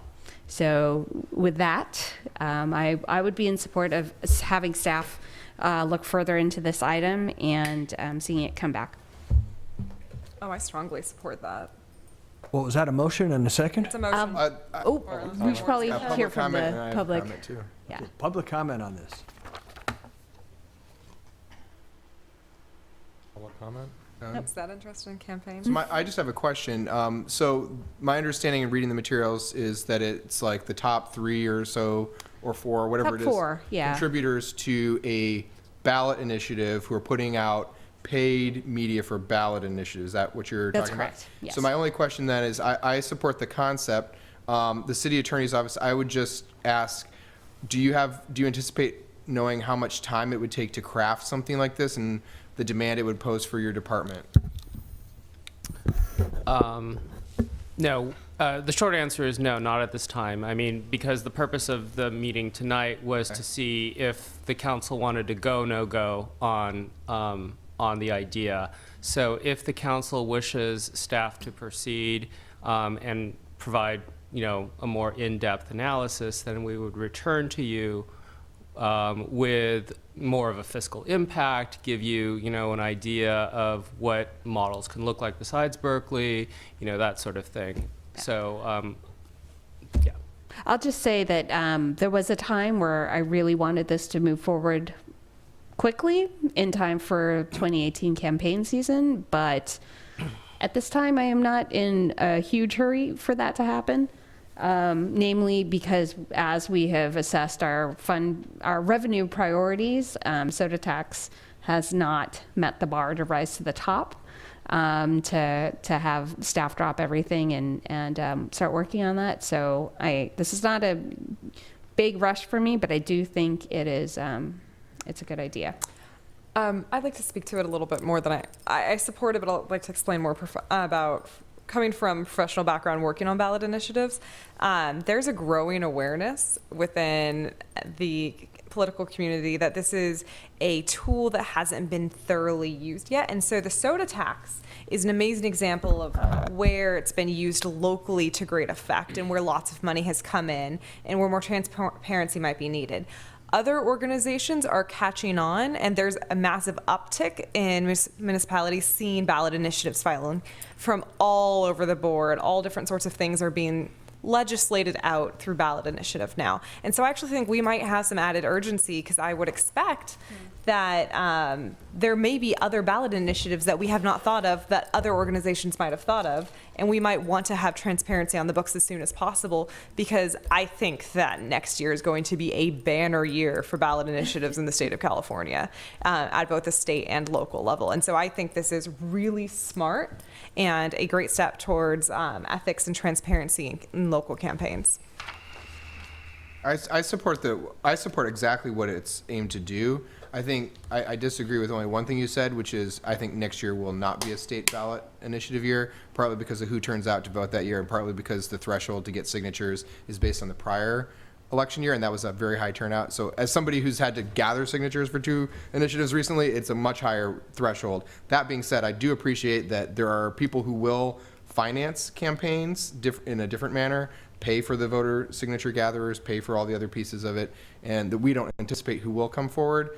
I think for me, I'm totally fine moving forward with this, just to be really clear. I think it's just we have the noise ordinance, and I know that the city attorney's office has handed some of that off to other departments and staff. We need to finish the bridge, all the legal agreements there. We have the public market, we have Sherwin-Williams, and some of those are very time sensitive. So I just want to make sure that when we get any report back on what it takes, like in terms of time, just to fit it into the sequence of things that need to be done, it fits into that sequence appropriately. That's my only ask. Sure. If the council wants, as part of the information that we will be providing you in the follow-up, we'll try to give you an estimate of how long it would take to, put together something like this. And then we'll also try to give you a sense of, implementation, what that would take to, implementation and enforcement as well.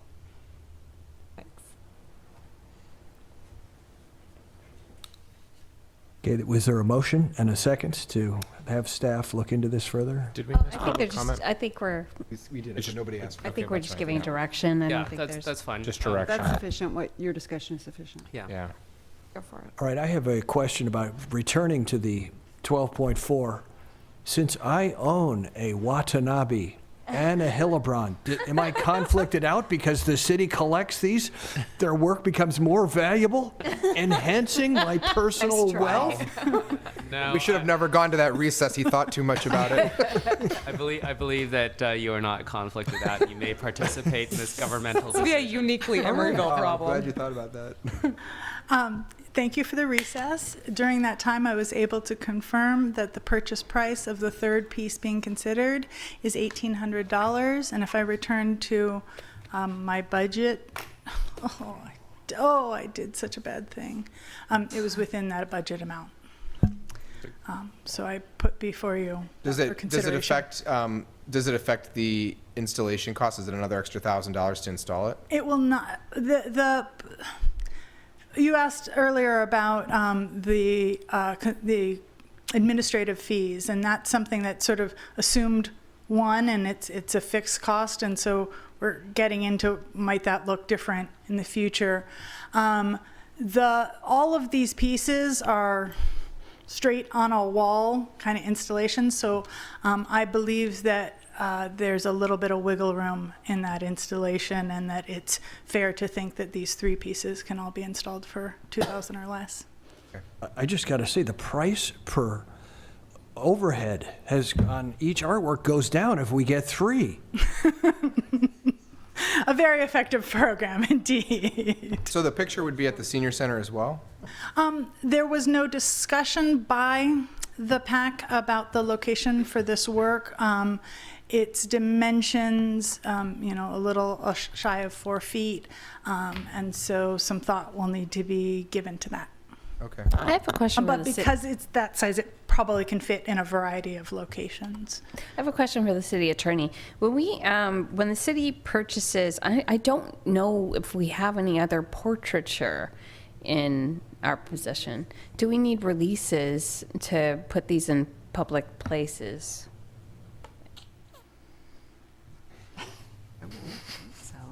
I am impressed with that question. Yeah, We're impressed with that. I'm not even sure who to call now. I have from a TV back. I've gotten a lot of releases. You are so right. You are so right. Yeah, but look at the history of the photographers, in the 20th century, especially street photography. What's happened to all the people that were photographed? None of them got remunerated. They're all in collections. And, it's just... I think the law is if you're photographed in a public place, if you're in a public place when you're photographed, that you're not, they're answering our question live.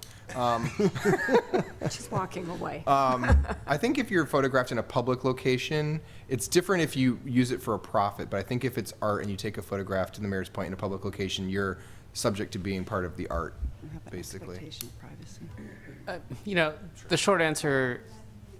The short answer is I don't have a definitive answer to your question. My sense is, however, that presumably any authorization to be photographed was done between the artist and his subjects at the time that the photograph was taken. Do we get releases from the artists that we're able to use their artwork as we wish in perpetuity? I mean, that might cover...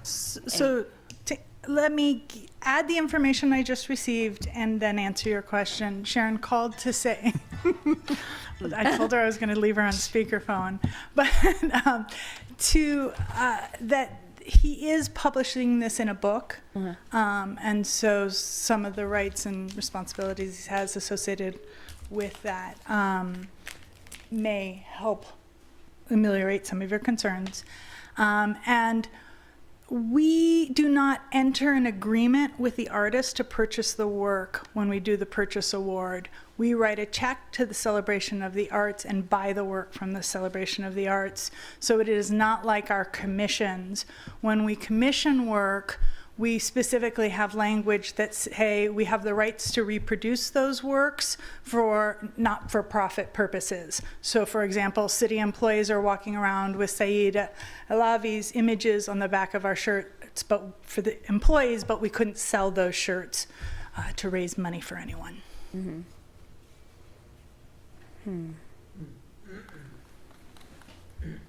Tangled web we weave. Okay, can we approve 12.4? Is there a motion? Well, there's a resolution that we'll have to edit, to modify tomorrow in processing that will include the purchase of the third work. But whoever makes the motion could I'll make a motion to approve 12.4 with the added purchase of My Americans, Oakland, California, to be paid in the sum of $1,800, because I see there's a appropriation tied to this, and for a adoption of a resolution commensurate with that. Is that sufficient for you? Yeah? Okay. Second. Moved by Vice Mayor Bowders, as amended, seconded by Councilmember Martinez. Councilmember Martinez? Aye. Councilmember Medina? Aye. Councilmember Pats? Aye. Vice Mayor Bowders? Aye. And Mayor Donahue. Aye. Thank you for your attention to this matter. Thank you. Thank you. Communications and reports.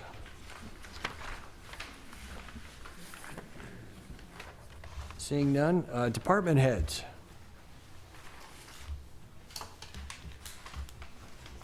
Council members reporting on meetings attended. Nothing. Future agenda item requests from council members. I have one. Do you have one? Go ahead. No? Nope. I have one item. Following up on the economic development discussion we had this evening and thinking about the future of economic development and its long-standing partnership with creative culture in our community, I would like to ask for support from my colleagues to have a study session, and I'm thinking not later than the first meeting in February, a study session to review the previously adopted for approval site plan for the Art Center adjacent to City Hall, to discuss the current opportunities, obstacles, challenges, and interests of the artist community as it's related to that plan, and to talk about what could be done by the city, what could be done in partnership with private entities, and just collect the information about that site for our discussion. And that's my ask. I would support that. I would just add that I'm also interested in hearing staff's point of view on whether the plans that exist suffice, or if there's a possibility for a revised plan, just in light of if we were to do a public-private partnership, the flexibility of the space, because it's very specific. But I would like to see this come forward, and I would support that. Let's absolutely do that. I just wanted to make sure, I don't want to do like a planning commission type of review plan. I think talking about what has evolved since it was adopted, if that's what you're asking for, and like what could it be scaled, phased, all those pieces, like what's the ways to deliver it. I'm totally supportive of that, yeah. So that's my ask. Seems reasonable, yeah, seems like a good agenda item. Yep. I already nodded, you missed it. Oh, sorry. We are at a point of adjournment, except we're adjourning to complete our closed session item.